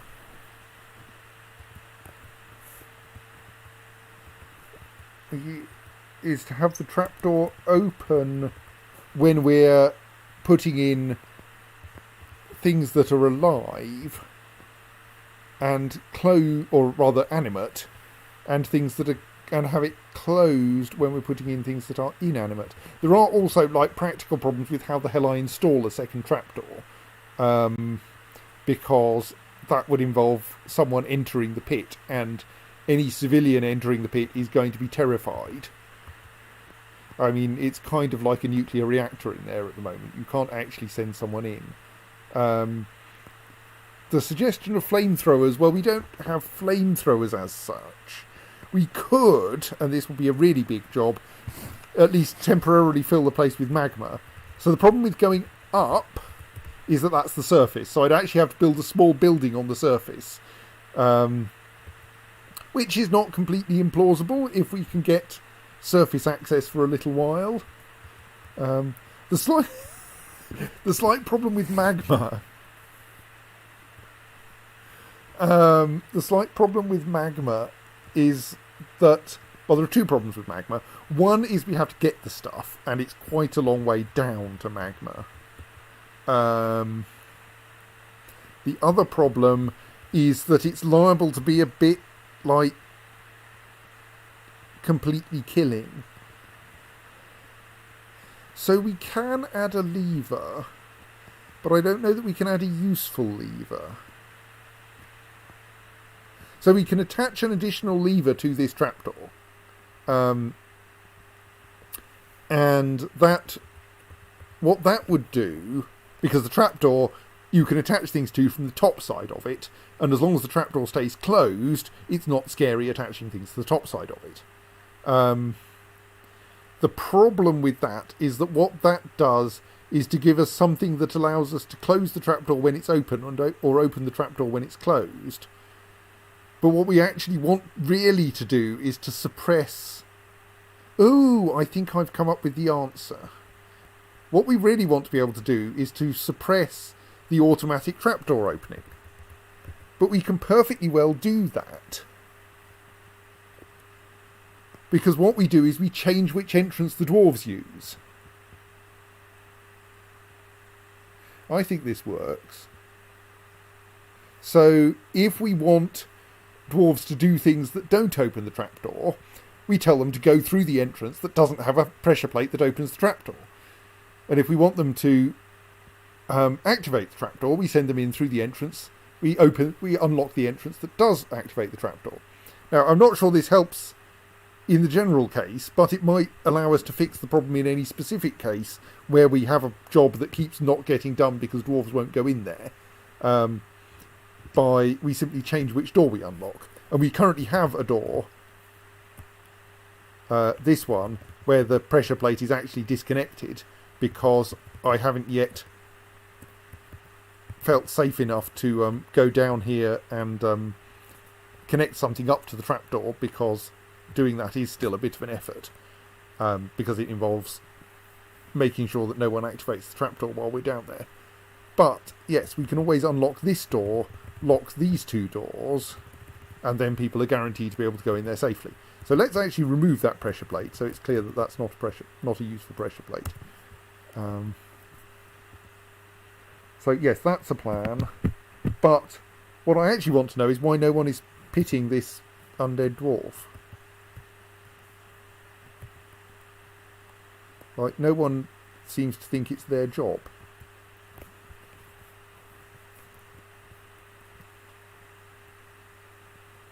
And if they don't think it's their job, then maybe we need to do something to get the dwarf out of the cage. I don't think we've actually tried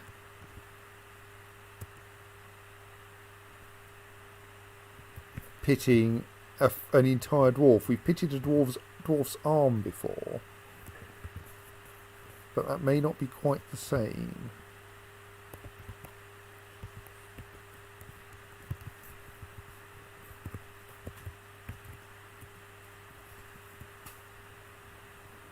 So I think we may, like, have a problem. There is a feature that dwarves are slightly reluctant to hurl sentient and possibly formerly sentient creatures into pits. And so no one will pick up that job. So, I mean, we can just throw the entire cage down there, but that seems a bit of a waste of a cage. I suppose we could then see if the thing comes out of the cage. And, like, a cage is only one log. Yeah, go on. Let's just throw the entire cage in and see if that works. And as an experiment, this is slightly risky. No, actually, let's not do that door locking thing, because I'm slightly worried that if the cage lands on the trapdoor, it might burst open on the trapdoor and then leave us just one Z level down with an undead dwarf in the way. Right, so what happened to the cage? Yeah, but I don't like the idea that this undead dwarf is going to be stuck in the cage forever. Just seems rude.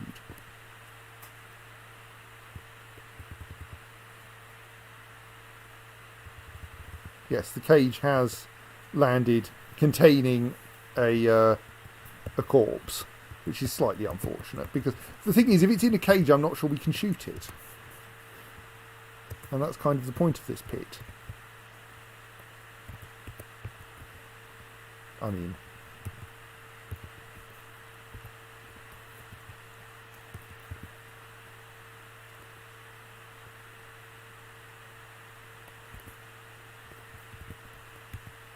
I think cages are pretty much indestructible, actually.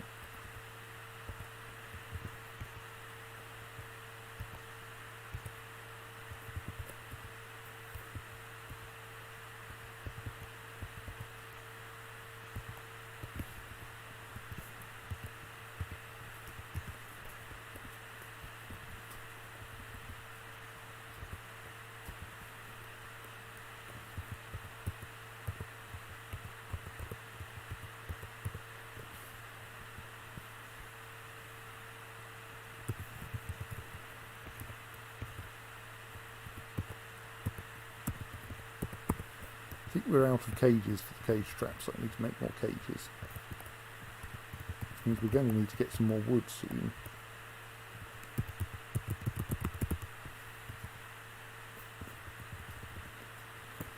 Obviously I will attempt to drop a rhino on it, but so far the rhinos have not been cooperative. Ooh, the undead guy from the surface has departed again. I think that means we should reload the pig.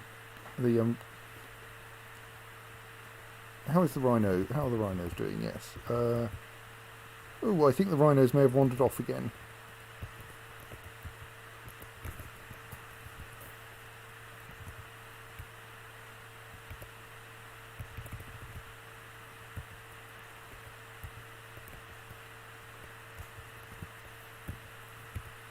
Oh, the other undead thing.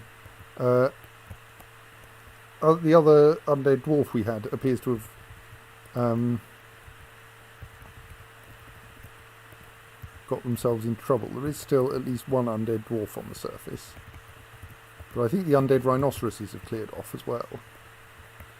So let us, at the very least, pull the lever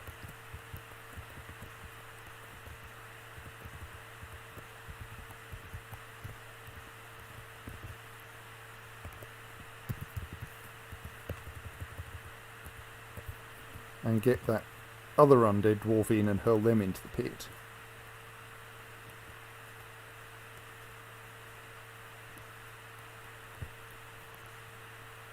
And also reload some cage traps.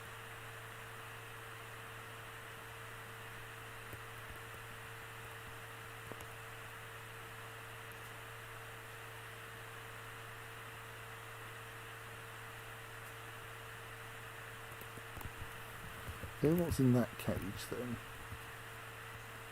That one's got a Gorlak in. Okay.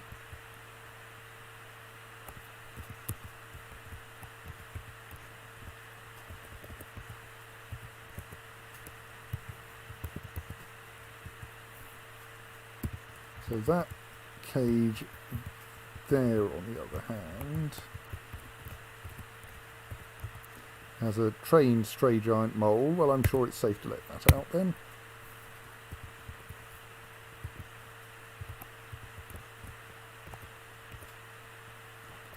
That has a trained stray naked mole dog, which we can let out. That one has a trained trouter, which we can let out. That will then give us... Right, so we have a slight problem now of people running away while trying to pick that cage up. So let's lock those two doors.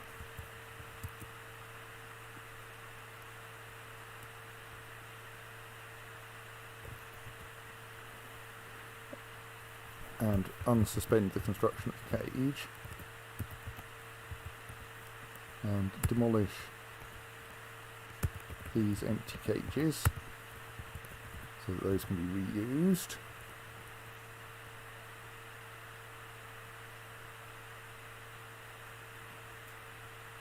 And now when someone tries to release that, to move that cage, they should come in through the western entrance and not get scared. We can now unlock that door, which will cause the cage traps out there to be reloaded.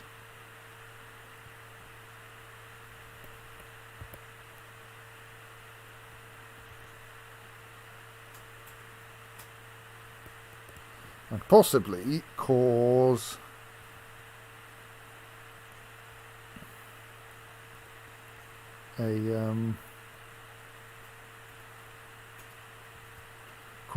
the trapped undead dwarf to be brought in, and then we can hurl the dwarf and cage into the pit, because we know that we don't seem to be able to pit a dwarf on their own.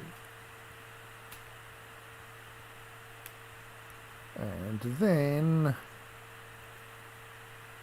not sure what we do then.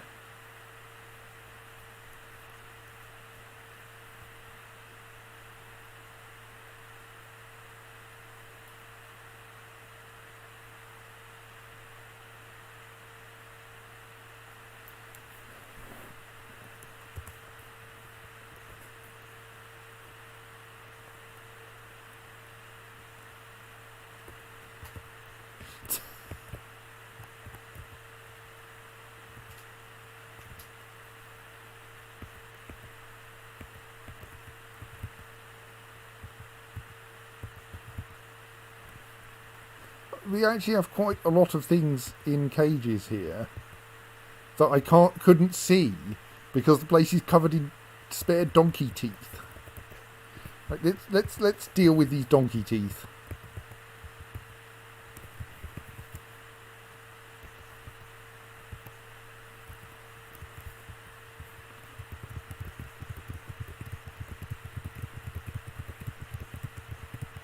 Yeah, there's a vampire somewhere. I know there's a vampire somewhere.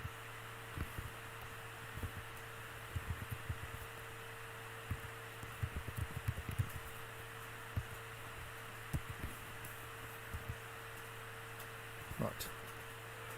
Now a flood of dwarves will come in and grab all the teeth from there and hurl them into the pit, which they will do through the back door, which is fine. That door is actually unlocked, isn't it? Yes. That door's unlocked. That door's unlocked. It does involve, rather curiously, the non-terrifying route to the pit does involve passing through all the graveyards. Oh, there. The left-hand door is locked, though. That's not very helpful. Unlock the left-hand door. Right.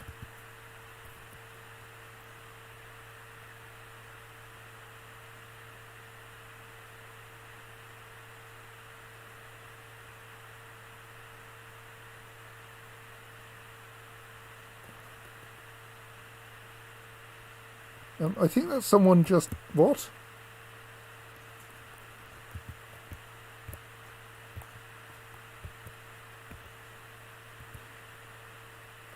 I think someone seems, for reasons I don't understand, to be leading that corpse, which I can't help feeling may end poorly. Like, maybe I was just terribly, terribly confused.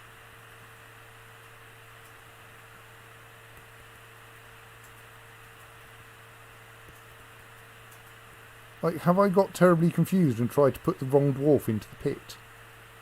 And so now once... Yeah. Okay, maybe you can pit dwarf corpses, and I was just a complete idiot. By which I mean... And incidentally, this... What... That's not good.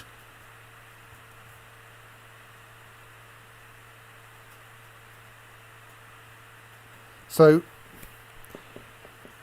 when I thought that I was requesting that the undead dwarf in a cage next to the pit be thrown into the pit, I was actually requesting that a completely different dwarf in a undead dwarf in a cage somewhere else that I was not aware was in a cage, owing to not being able to see it, owing to the piles of donkey teeth. I was requesting that dwarf be put into the pit instead. That request couldn't be fulfilled because that dwarf was locked outside of the fortress because I'd locked the door. So, when I unlocked the door, the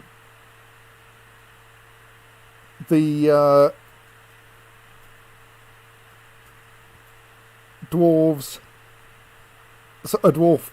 one of my dwarves went, that dwarf we wanted to pit we can now get at, and so has led this undead dwarf through the fortress and attempted to hurl them into the pit.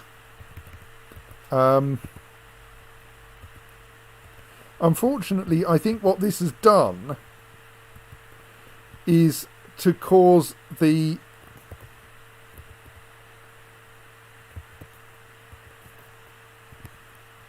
undead dwarf and 3 others, I think, to end up in the pit together. Or rather not in the pit, because we were using one of the entrances that doesn't open the floor hatch. So for now, they're safe, if no one treads on those pressure plates. If anyone treads on those pressure plates, though, that will open the floor hatch and drop everyone into the pit. So, the doors next to the pressure plates are locked. I don't think I can safely exclude everyone from the adjacent rooms just yet, because those rooms are not locked. I think I want to, though,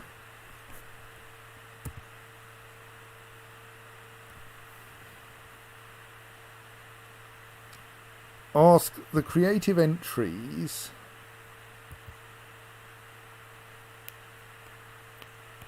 Does the Norns of Rhinon have any members? I think it doesn't anymore. Yes. We could disband that squad now.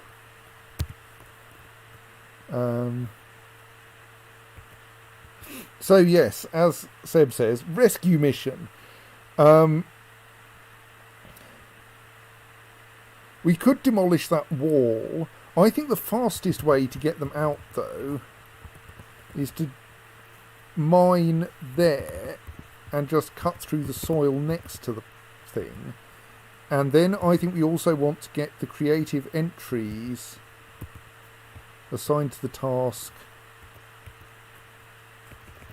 of killing that corpse, except they can't currently, so let's get them to station. Yes, it's 3 dwarves and 1 zombie. No, I think it might be 4 dwarves and 1 zombie, actually. Let's have a quick look. So we have a miner, a surgeon, a doctor, a farmer, and... Oh. That's not a creature. That Renalote's mangled corpse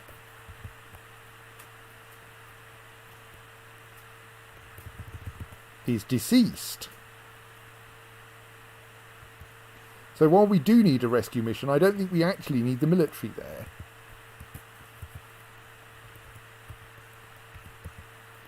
Because because our surgeon has some serious fists on him or her. The surgeon punches Thad Renalote's corpse in the head with his left hand, and the injured part collapses. Unless it comes back to life in the meantime, yes. So we'll have some military on standby just to be on the safe side. And actually, one of the people who just fell down there is a miner. All being well, they will assign themselves the job of digging their way out, now that I've instructed them to do so.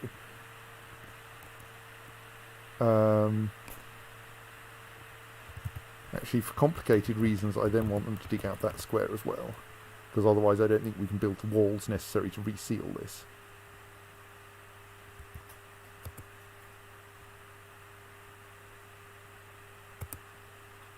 Oh dear. The hatch just opened for some reason, I think. I think there are now some very unhappy miners in the pit itself. I don't know why the hatch opened.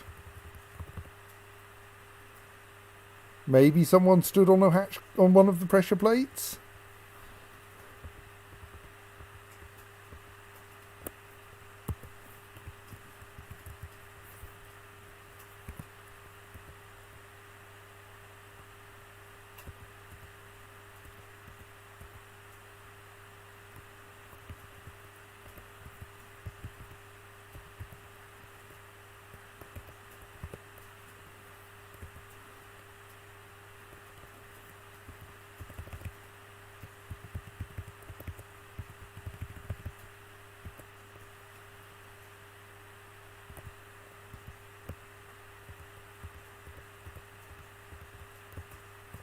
That pressure plate there doesn't exist anymore. The one with the D on it. That's the door that doesn't have a pressure plate now, in order to give us a way in.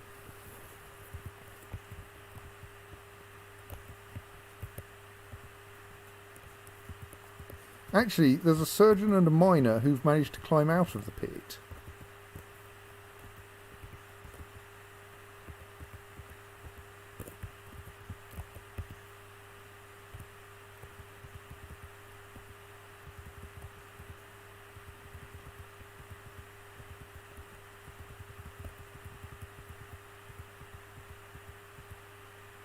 I think there may actually only be one dwarf who fell into the pit.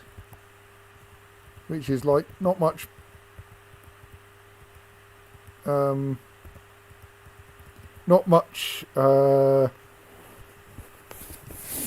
consolation if you are that dwarf.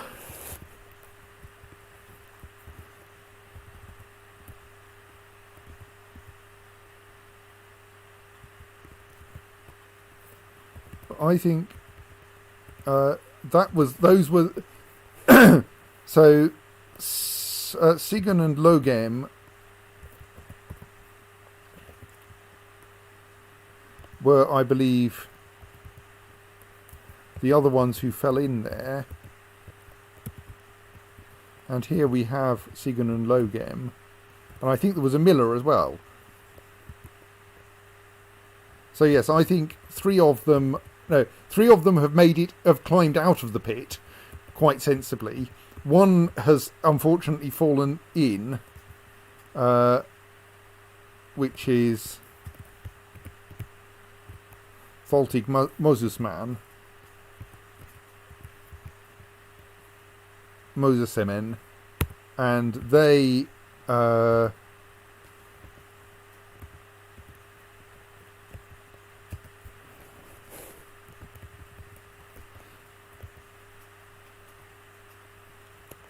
just got pelted with teeth, unsurprisingly, really.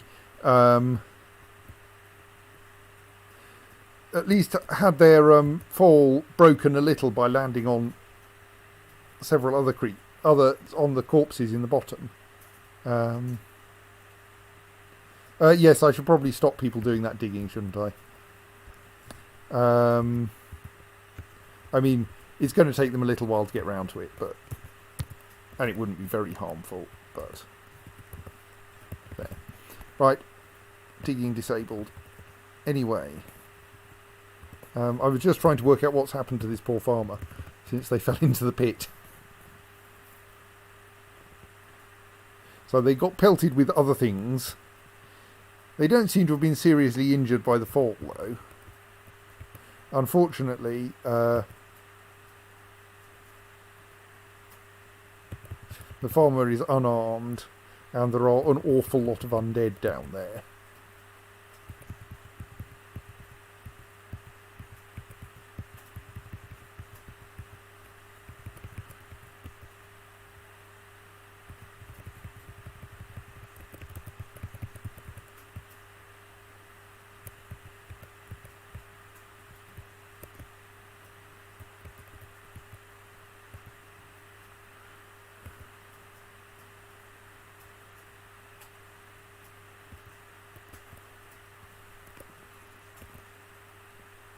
So I fear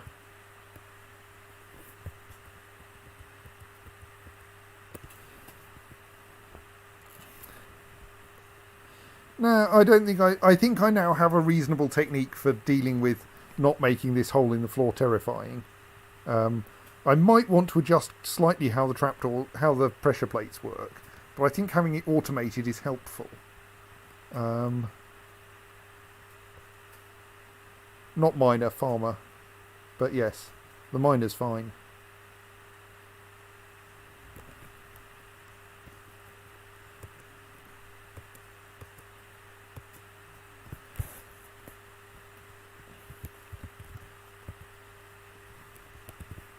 Let's enable burial in more places.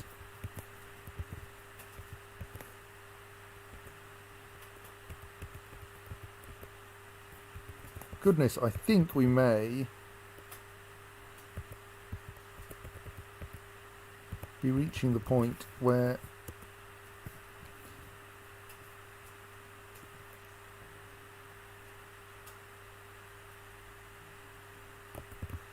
so yes, we're now. You seem unwell. It's kind of unfortunate given you're the surgeon.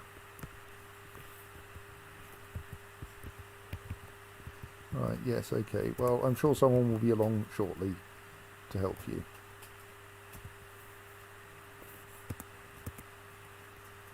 Yes, Claire, I think that my remaining my remaining dwarf zombies have now both been put in the pit, one inside a cage and one not inside a cage.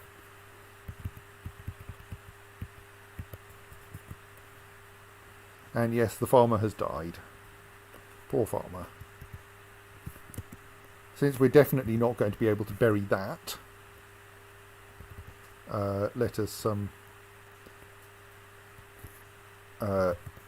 preemptively carve a memorial. Thaltig Mosusseman.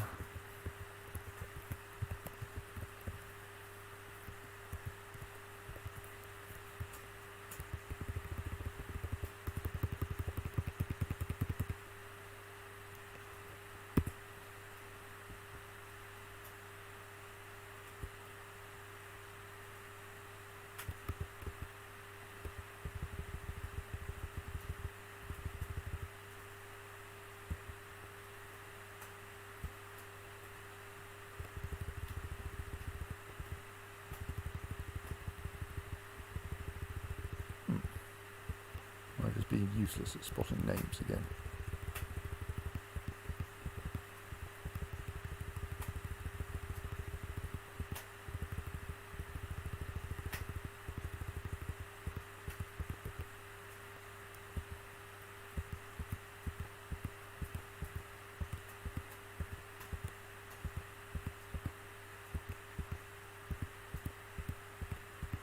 Oh no! No one knows they've died yet. Yes, we need to wait for them to be found dead, which will happen when someone. Thank you. Which will happen when someone goes into the room, or rather into the next room, to do their shooting. Please engrave a memorial to them.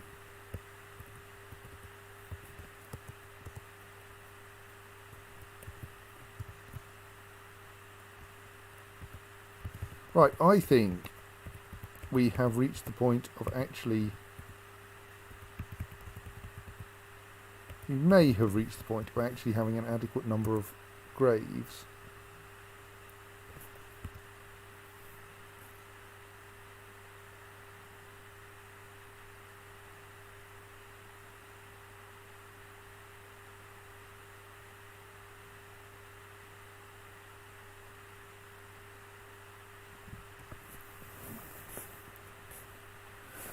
Yes, I think that I think the pressure plates will generally not trigger for most of our pets, because most of our pets are lighter than the pressure plates are calibrated for dwarves, so like cats shouldn't trigger them.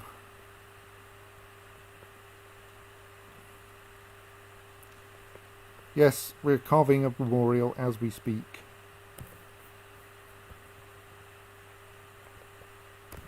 Yes. Let us install a new pig there. Oh, there is actually a pig. Oh, right, what? Where is the pig that's attached to that chain?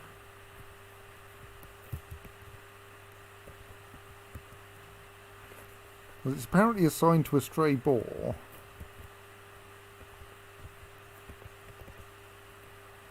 I'm slightly worried that last I saw, that boar had ended up in a cage. I suppose let's ask for the boar to be released, and then we'll attach a different boar. Yeah, attach that boar instead.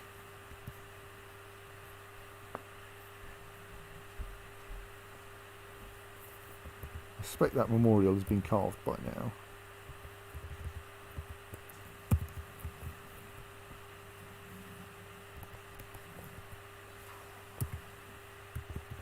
Oh no.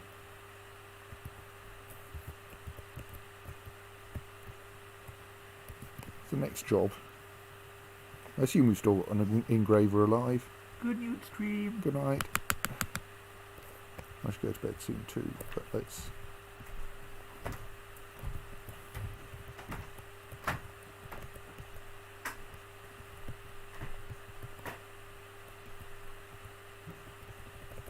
Do now appear to be down to 2 unused coffins, so they are still getting assigned.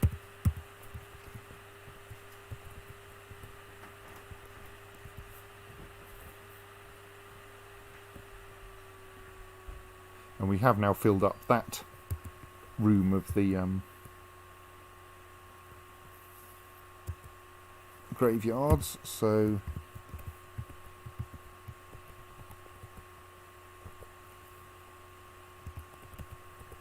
let's install some more cage traps.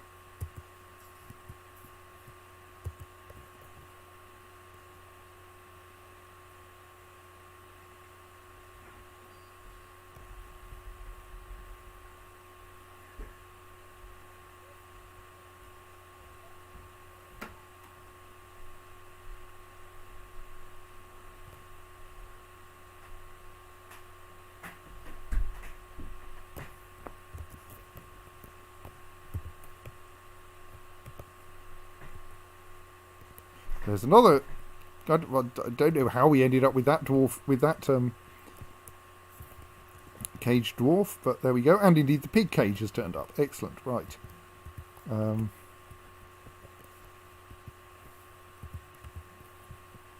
Well, let us stick the pig cage over here so that we can release the pig from it.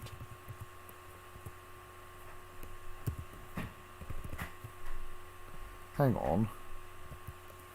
Precisely what is in this pig cage?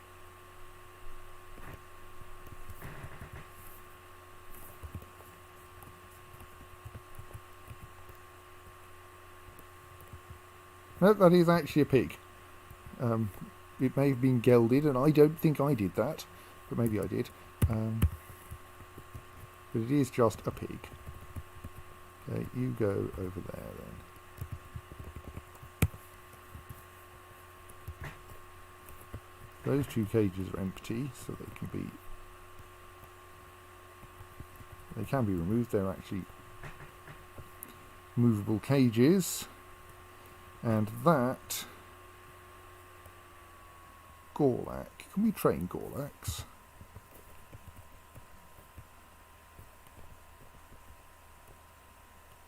No, apparently not. Well then, let's just keep the Gorlak in a cage for now.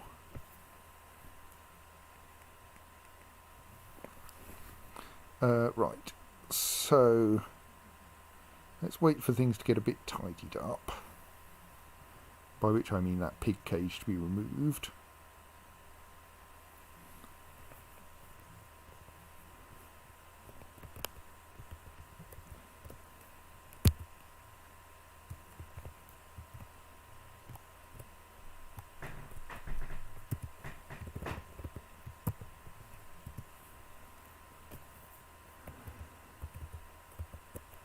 Right, so the pig is now out of the way. So now I think I should lock that door, unlock that door, check who's in this cage. It is Tirist Shameblicot, and make sure that I try to put Tirist Shameblicot and no one else into the pit.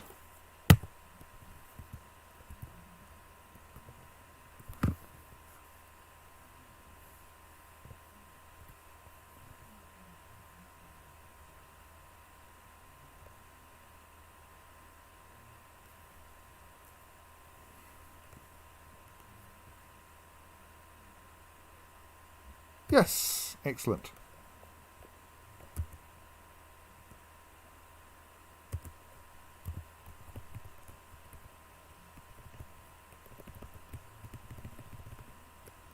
Tirist Shameblicot's corpse successfully put into the pit. So indeed, we can perfectly well put undead dwarves into the pit. Excellent. There is now an unattractive undead dwarf gratuitously in a cage they don't need to be in the pit, but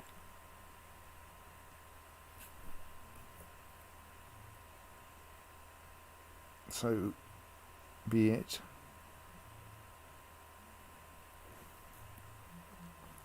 Right,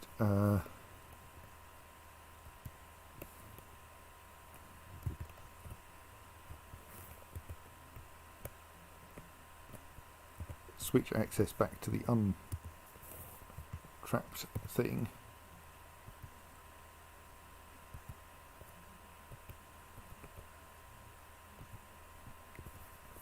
So now, in the continuing to let people out, continuing to reclaim our and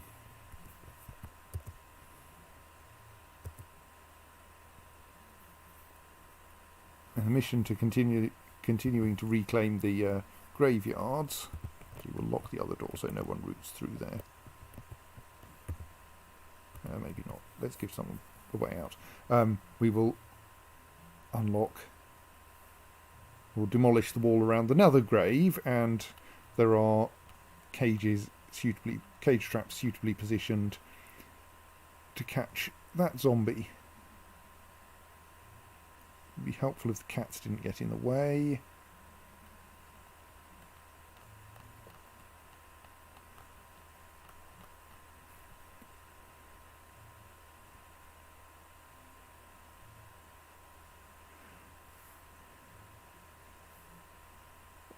Oops, yes, we've temporarily locked the entrance to the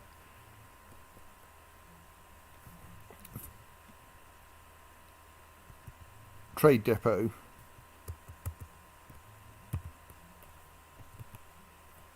Which is a pity, but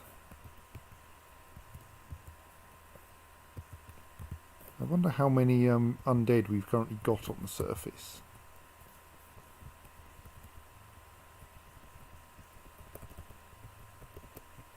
Maybe we haven't got any undead on the surface at the moment.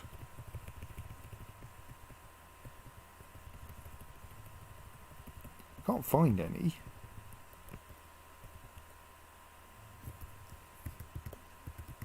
Oh no, there's one. So there's one undead on the surface. Well, we've got a decent set of cage traps. Yeah, I think it's now...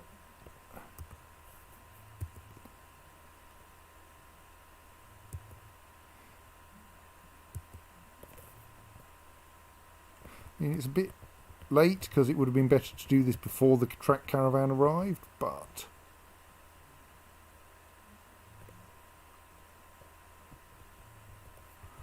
I might be able to do something about the pitied undead. Yes, that's a thought.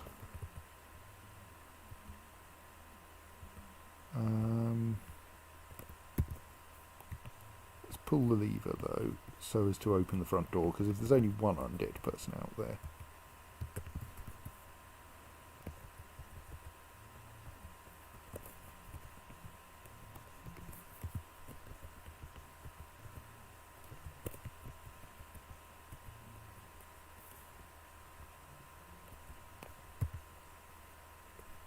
No, I can't apparently give nicknames to creatures who aren't members of my fort.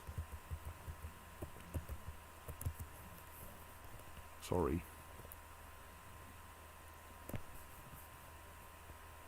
But since there appears to be only one undead on the surface, we could probably send a decently armed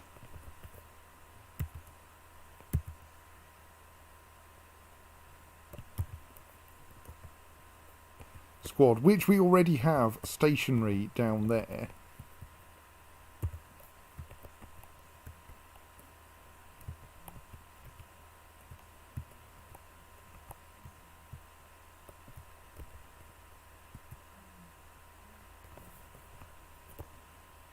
Since our squad of military dwarves is actually pretty much stationary at present, all in one place because I organised them for a previous job.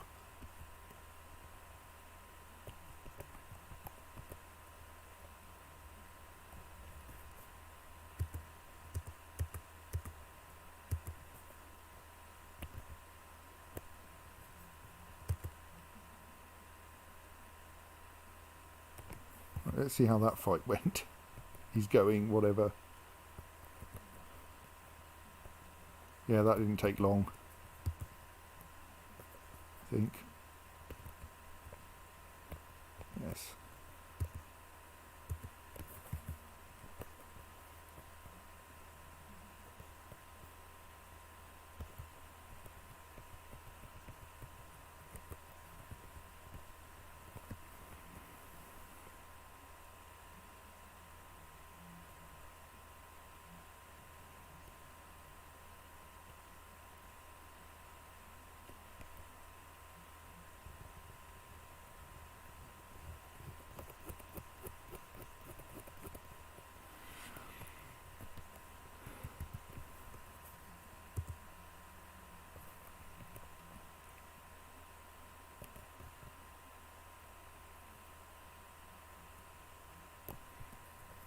Right, and meanwhile, the remaining zombie in the graveyard has been... we don't really want that to be a priority one. Has been caged and is being hauled to the cage storage area next to the pit.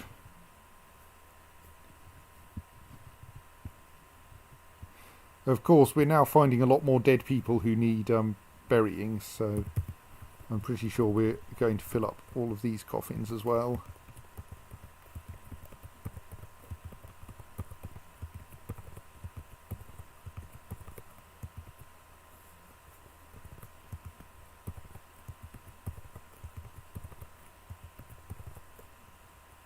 Actually, let's not put one right in the corner. We might want that corner for something. Maybe.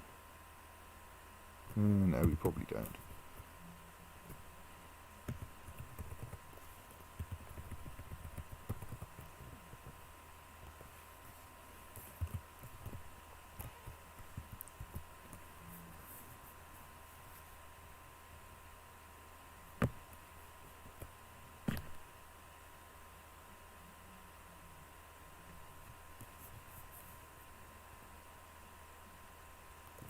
That's nice.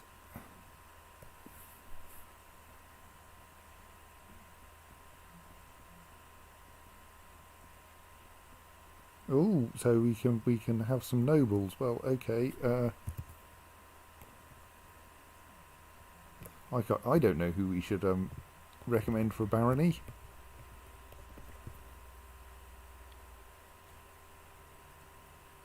Dacost Adrilficod has been around forever, though.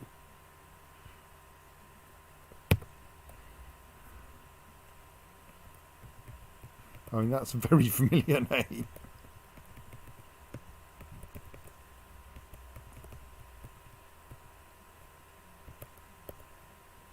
Mostly here I'm going for what names do I recognise?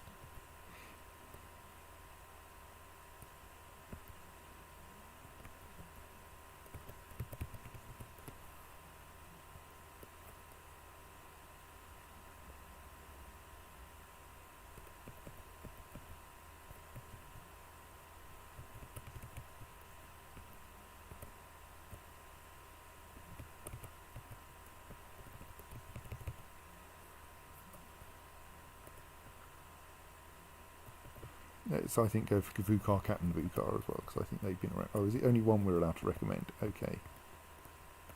Done then.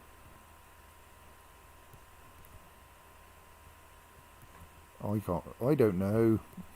Not like they actually came in this time. Let's have maces, please. And battle axes.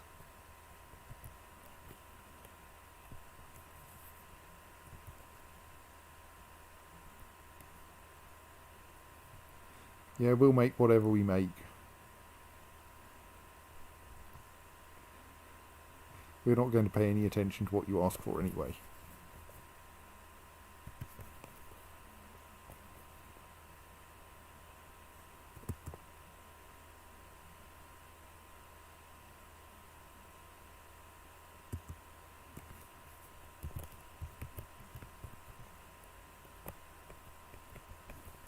Still have a fair number of nominal unoccupied things. Anyway, right, we've now got another caged undead dwarf which we can pit, so we switch this over to there. Check who the undead dwarf in the cage is. It is Id Akathral. And then we say pit, please put into the pit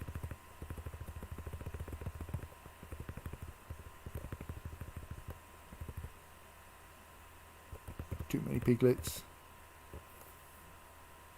Id Akathral.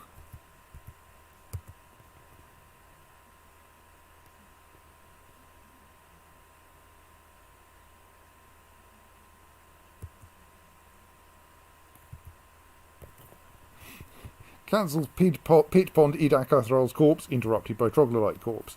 Yes, that cage is unfortunately really on the wrong side of the really on the wrong side of the pit. We need someone brave to do this job. Yes, there was another corpse in the pit in that list. I presume that cage will be delivered in due course, wherever the hell it is.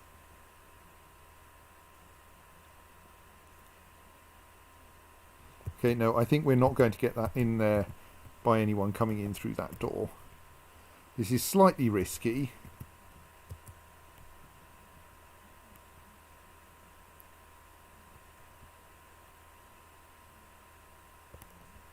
I'm now forcing them in through the untrapdoored door.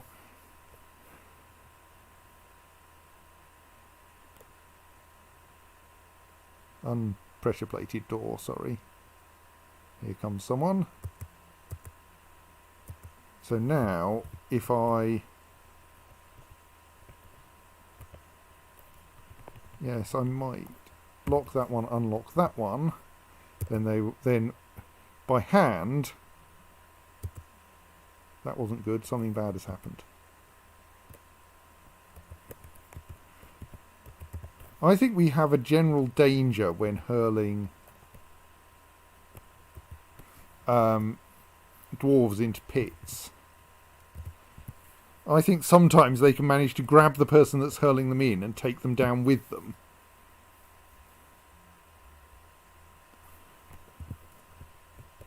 Happily, it's a miner who's ended up there. And where's the corpse gone? What? Where's Id Thingamy's corpse got to?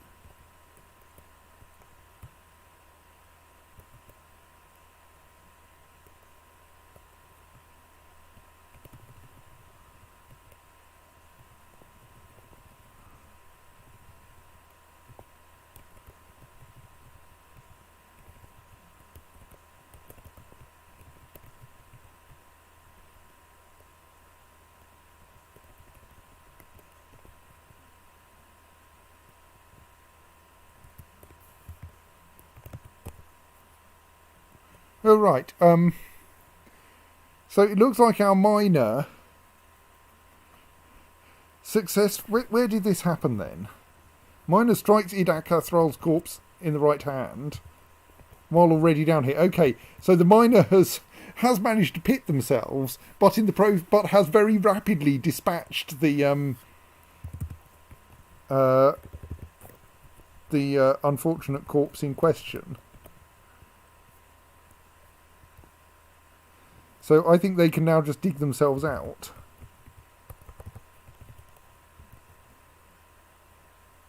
And then we engage in some slight silliness, I think.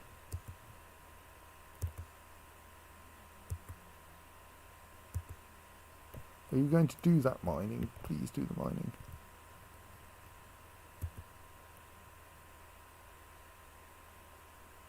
Now that seemed to have been picked up by a different miner. What are you doing? Why are you not trying to do that mining?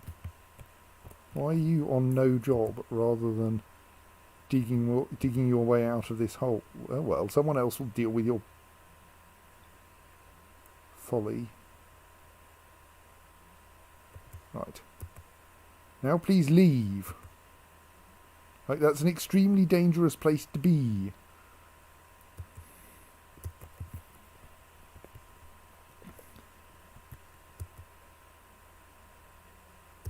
Thank you.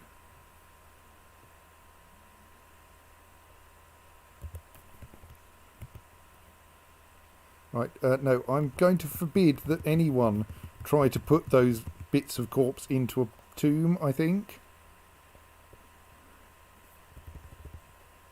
Yeah, those objects are in far too dangerous a location for anyone to touch them.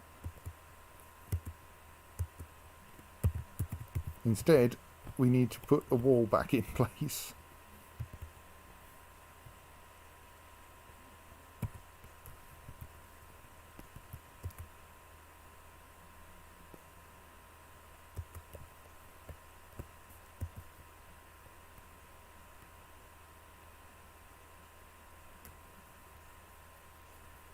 Right, here comes someone with a block with some bricks or limestone blocks to rebuild the wall. Here comes a Drouther to cause trouble. Right, the wall is reinstated.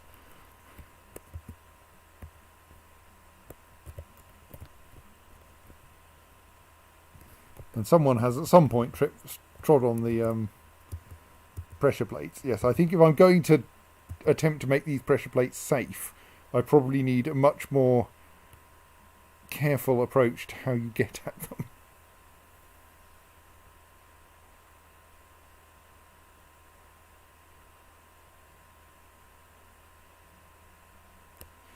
I wonder if a lot of these place item in tomb jobs are actually from things in the pit. Let us explicitly mark everything in the pit as, look, you're never going to touch this again.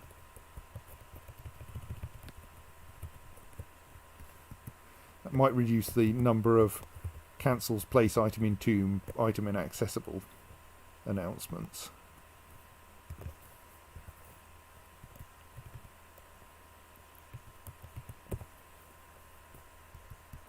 Someone's off hunting camels.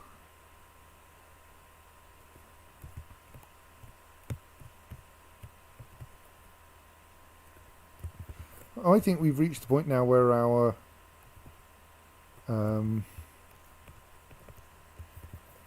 graveyard is actually big enough.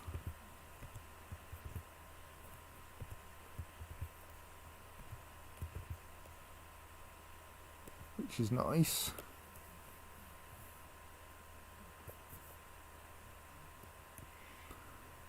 So that does mean that any more human corpses and such like that we have lying around are obviously not going to get properly buried. So we should hurl them into the pit.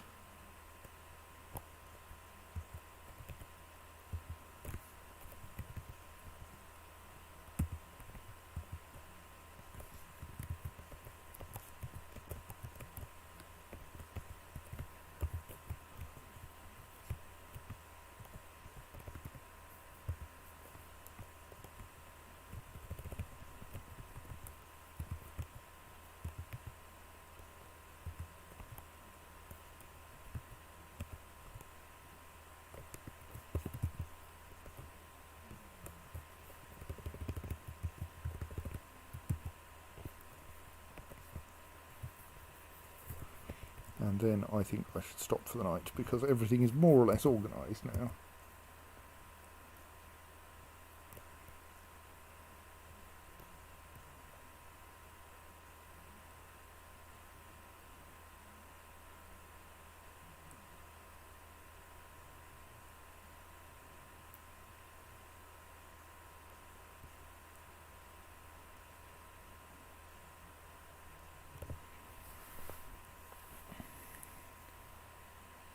Snooze, yes.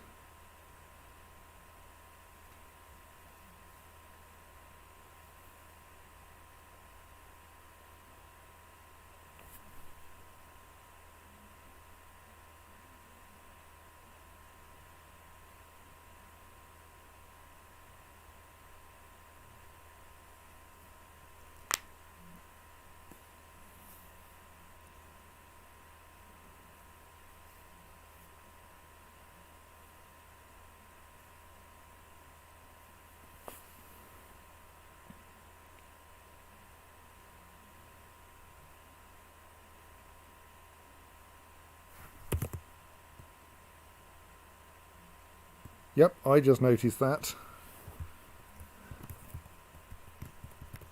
Oops, pause.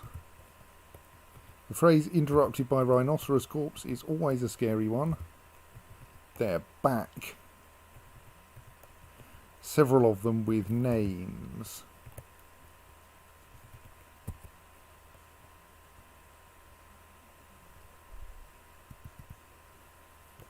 Right, everyone indoors.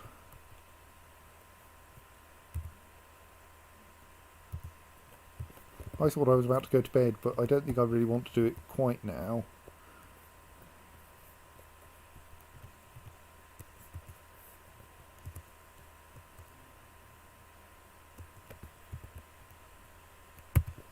Yeah, I'm not going to turf you out at this stage.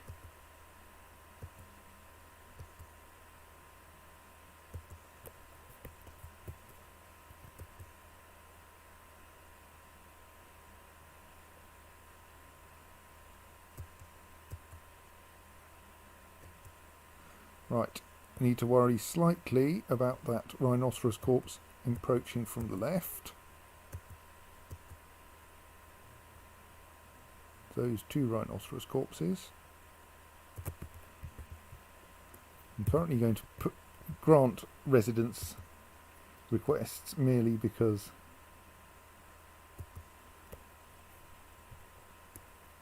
I'm afraid if you're on the surface when the rhinos turn up, then you may just die. Much though I would love to be able to save you. Much though someone is being unnecessarily brave with their crossbow.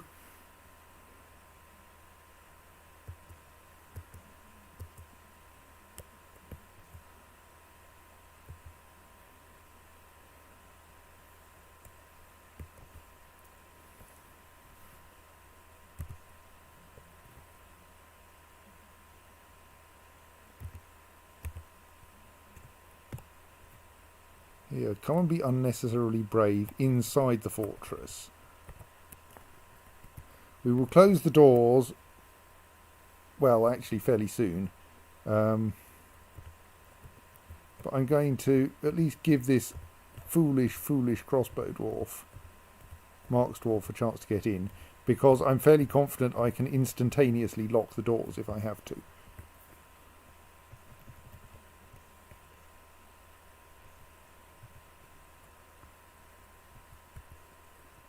So, like, let's get everyone inside that we can. Plus, the actual door is behind a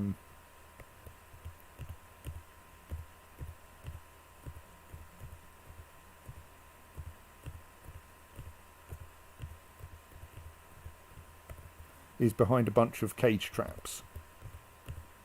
So, all being well,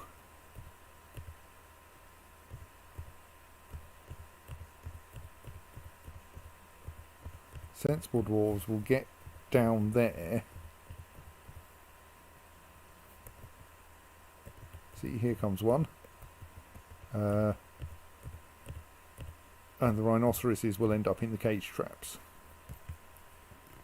I think that what we are witnessing here is a rhinoceros leaping over the entrance to the fortress in order to get to that Mark's dwarf, which is certainly brave, or no, well, brave, athletic.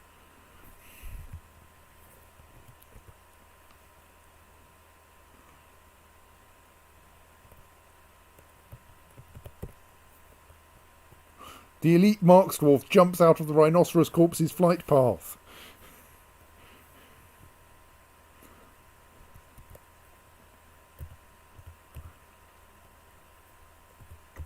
Sadly, thus leaping away from the entrance to the fort.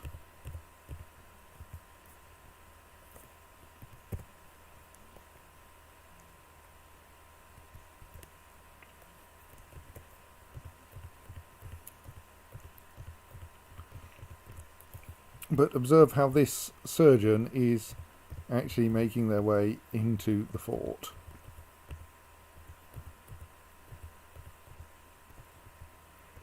So I feel that leaving the door unlocked is polite until at least they make it inside.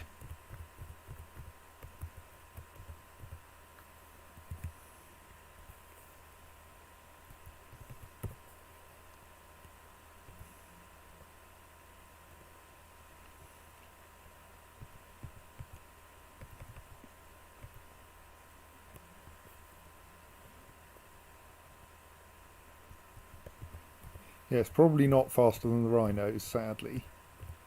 But excellent at dodging. I mean, she can't dodge forever, but... And I'm afraid a crossbow is not much good against the undead. She could only dodge towards the entrance. We also have this miner in the middle of nowhere, who I'm hoping will get indoors. I think I may unpause for a bit and let time run. See what happens there.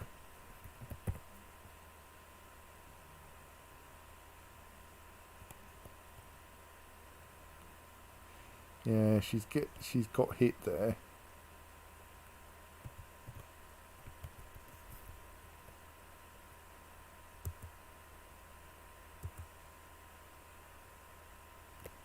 I think something very bad just happened to her. Yes.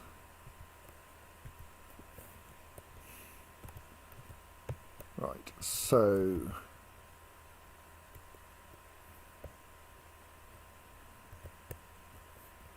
we have this rather surprising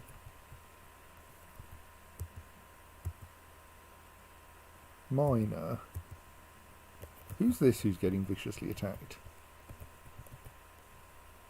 Oh, not one of ours. A visiting spear dwarf. Yes, well.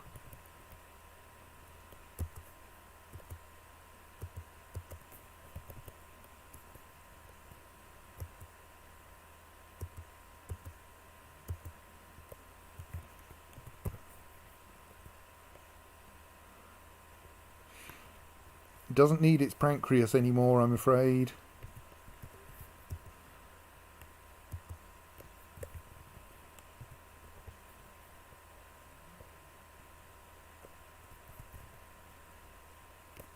Who's this?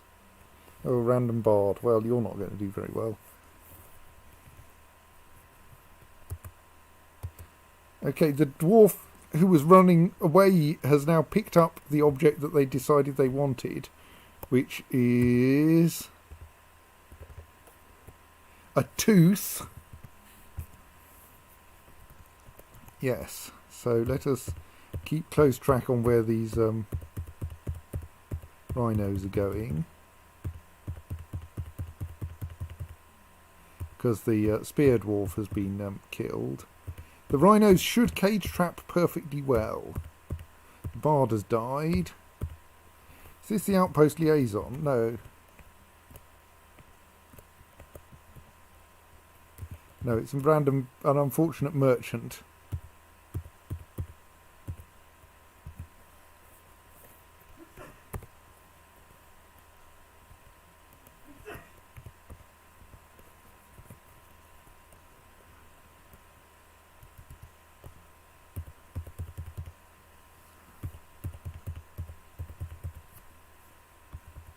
I need to single step this for a bit, just in case they decide. I think that's maybe the merchant leaping over the pit.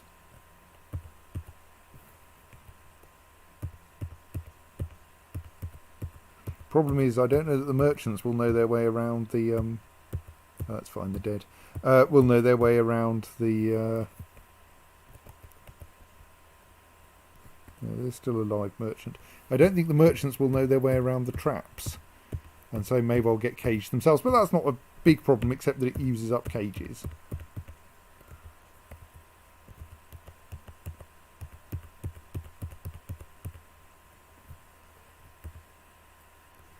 You get approved for now, just so as to discourage you from walking out into the rhinos.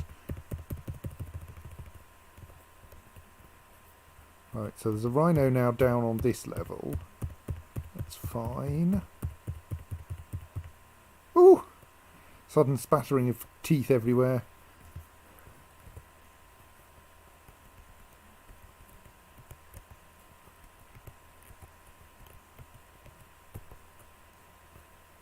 Right, yes.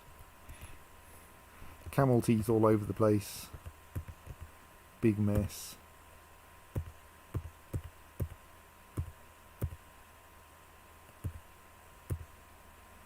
I think our trade depot is full of merchants, even though they said they were bypassing our site. Right. I'm going to, in that case, I don't want them all getting killed, so I'm going to pull the lever. I hadn't realised they were there.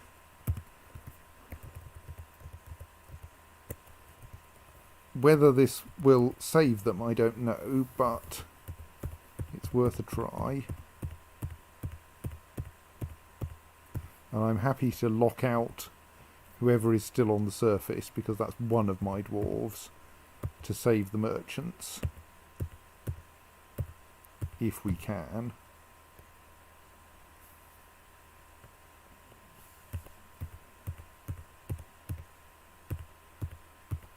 Because there are quite a lot of merchants there.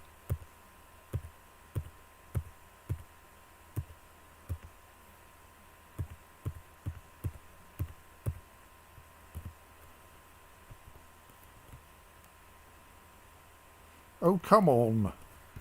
I mark it as a high priority job. And are any of you actually going to go and pull the lever? Apparently not.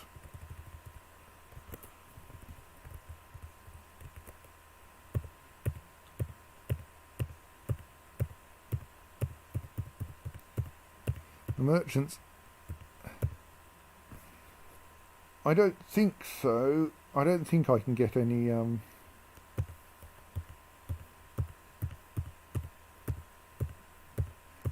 Don't go out there and hunt the rhinos, you idiots. Or are you trying to leave now?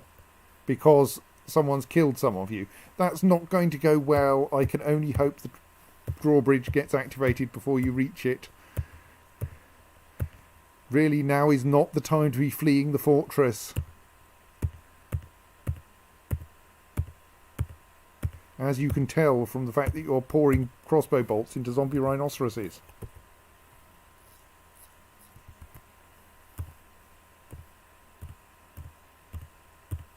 Well, you're on the drawbridge. There may be some excitement if that drawbridge activates now.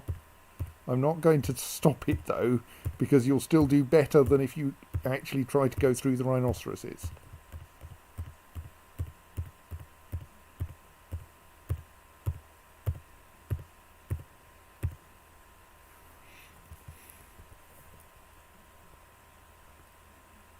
I mean, maybe, if you're really competent, you might be able to hurt it. You do appear to have hacked one of its legs off.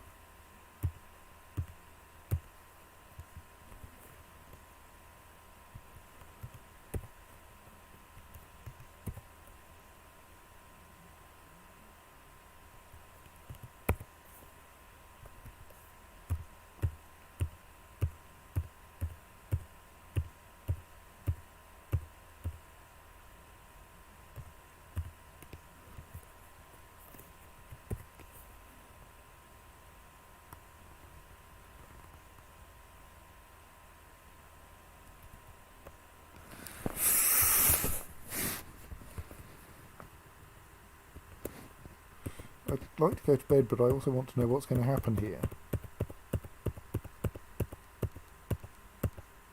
Now all of the merchants are on the drawbridge. This is going to be really exciting if the drawbridge actually manages to close now.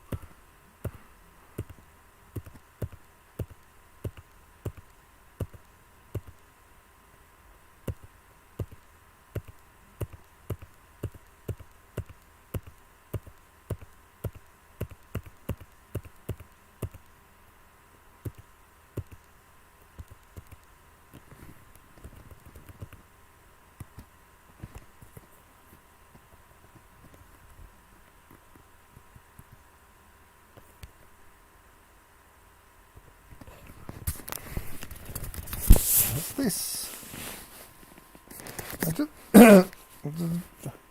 one of the rhinoceros corpses doesn't seem to be visible here anymore, which leaves me to the slight worry that they may have successfully killed it.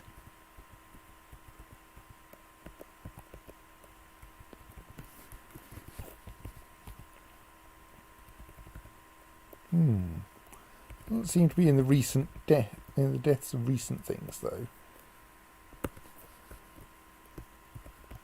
Let's have a look and see if we can find a rhinoceros corpse. No, hang on, that's...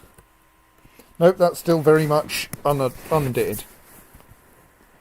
I think it may be, like, in the air or something, which is why I might not be able to see it very clearly, plus there's a big pile of teeth. There it is. Still there, don't worry, the rhinoceros corpse is not that soft. Don't know what it was doing, but...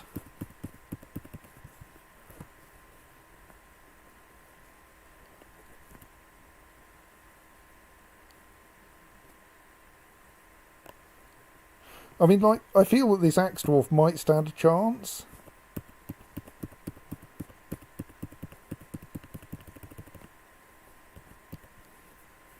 Sorry, let's unpause for a bit.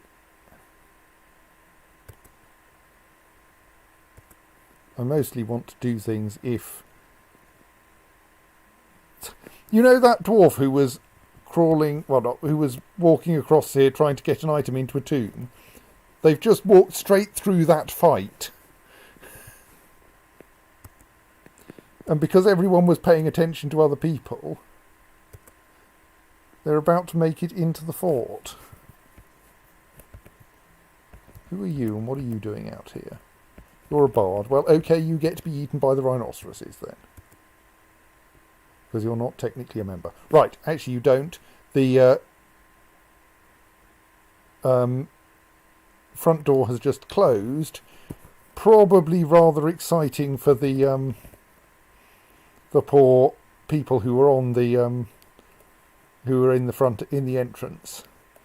Merchant slams into an obstacle. I think that's more the obstacle slams into the merchant. But some of the people in that merchant caravan have survived, namely the 2 Marks dwarves they brought along.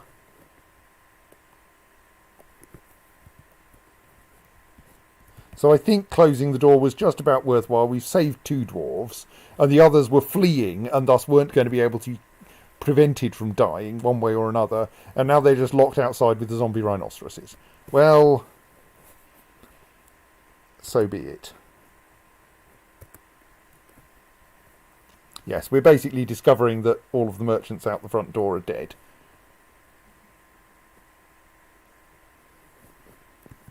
But like these 2, well, one of their camels has survived, as has that Marks dwarf and that Marks dwarf, because being Marks dwarves, they were sensible and stood well back and fired crossbow bolts, rather than running up to things and hitting them with axes, which meant that they were on the correct side of the drawbridge when the drawbridge closed.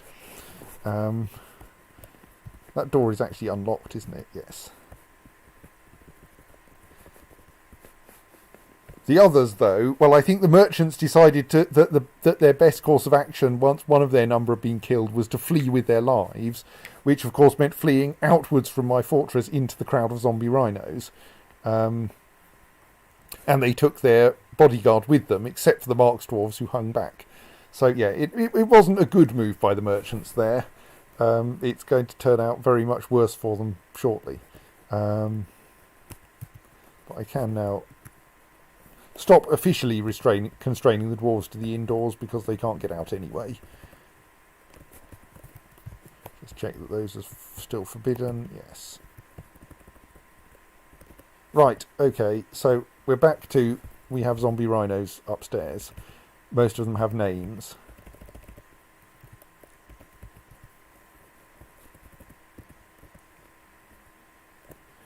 So I think this is probably the time to save our game and go to bed. Well, okay, about an hour ago was the time to save our game and go to bed, but this is as good a time as we're going to get. Because things are kind of, if not under control, yes, actually, I would say things are under control. They're not good, but I don't have to remember anything that we're currently doing. It's all reasonably obvious and sensible. Oh, actually, there is one thing I should do, which is to tell the Rams of Clasping to cancel their order. Oh, we've lost a member of the creative entries. What a pity. I'll have to assign someone new to that tomorrow. Tomorrow, Friday, whenever. Right. So I think that is all for today. If we've got some spare burial receptacles to place, let's place them.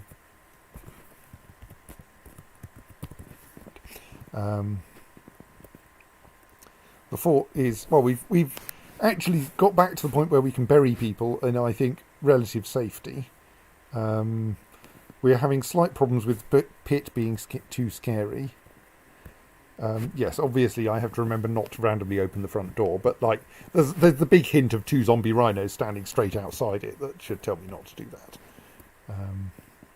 Plus 1 on the surface, and presumably some more around, because I'm sure we didn't only have 3 on the list. There's only 4 actually.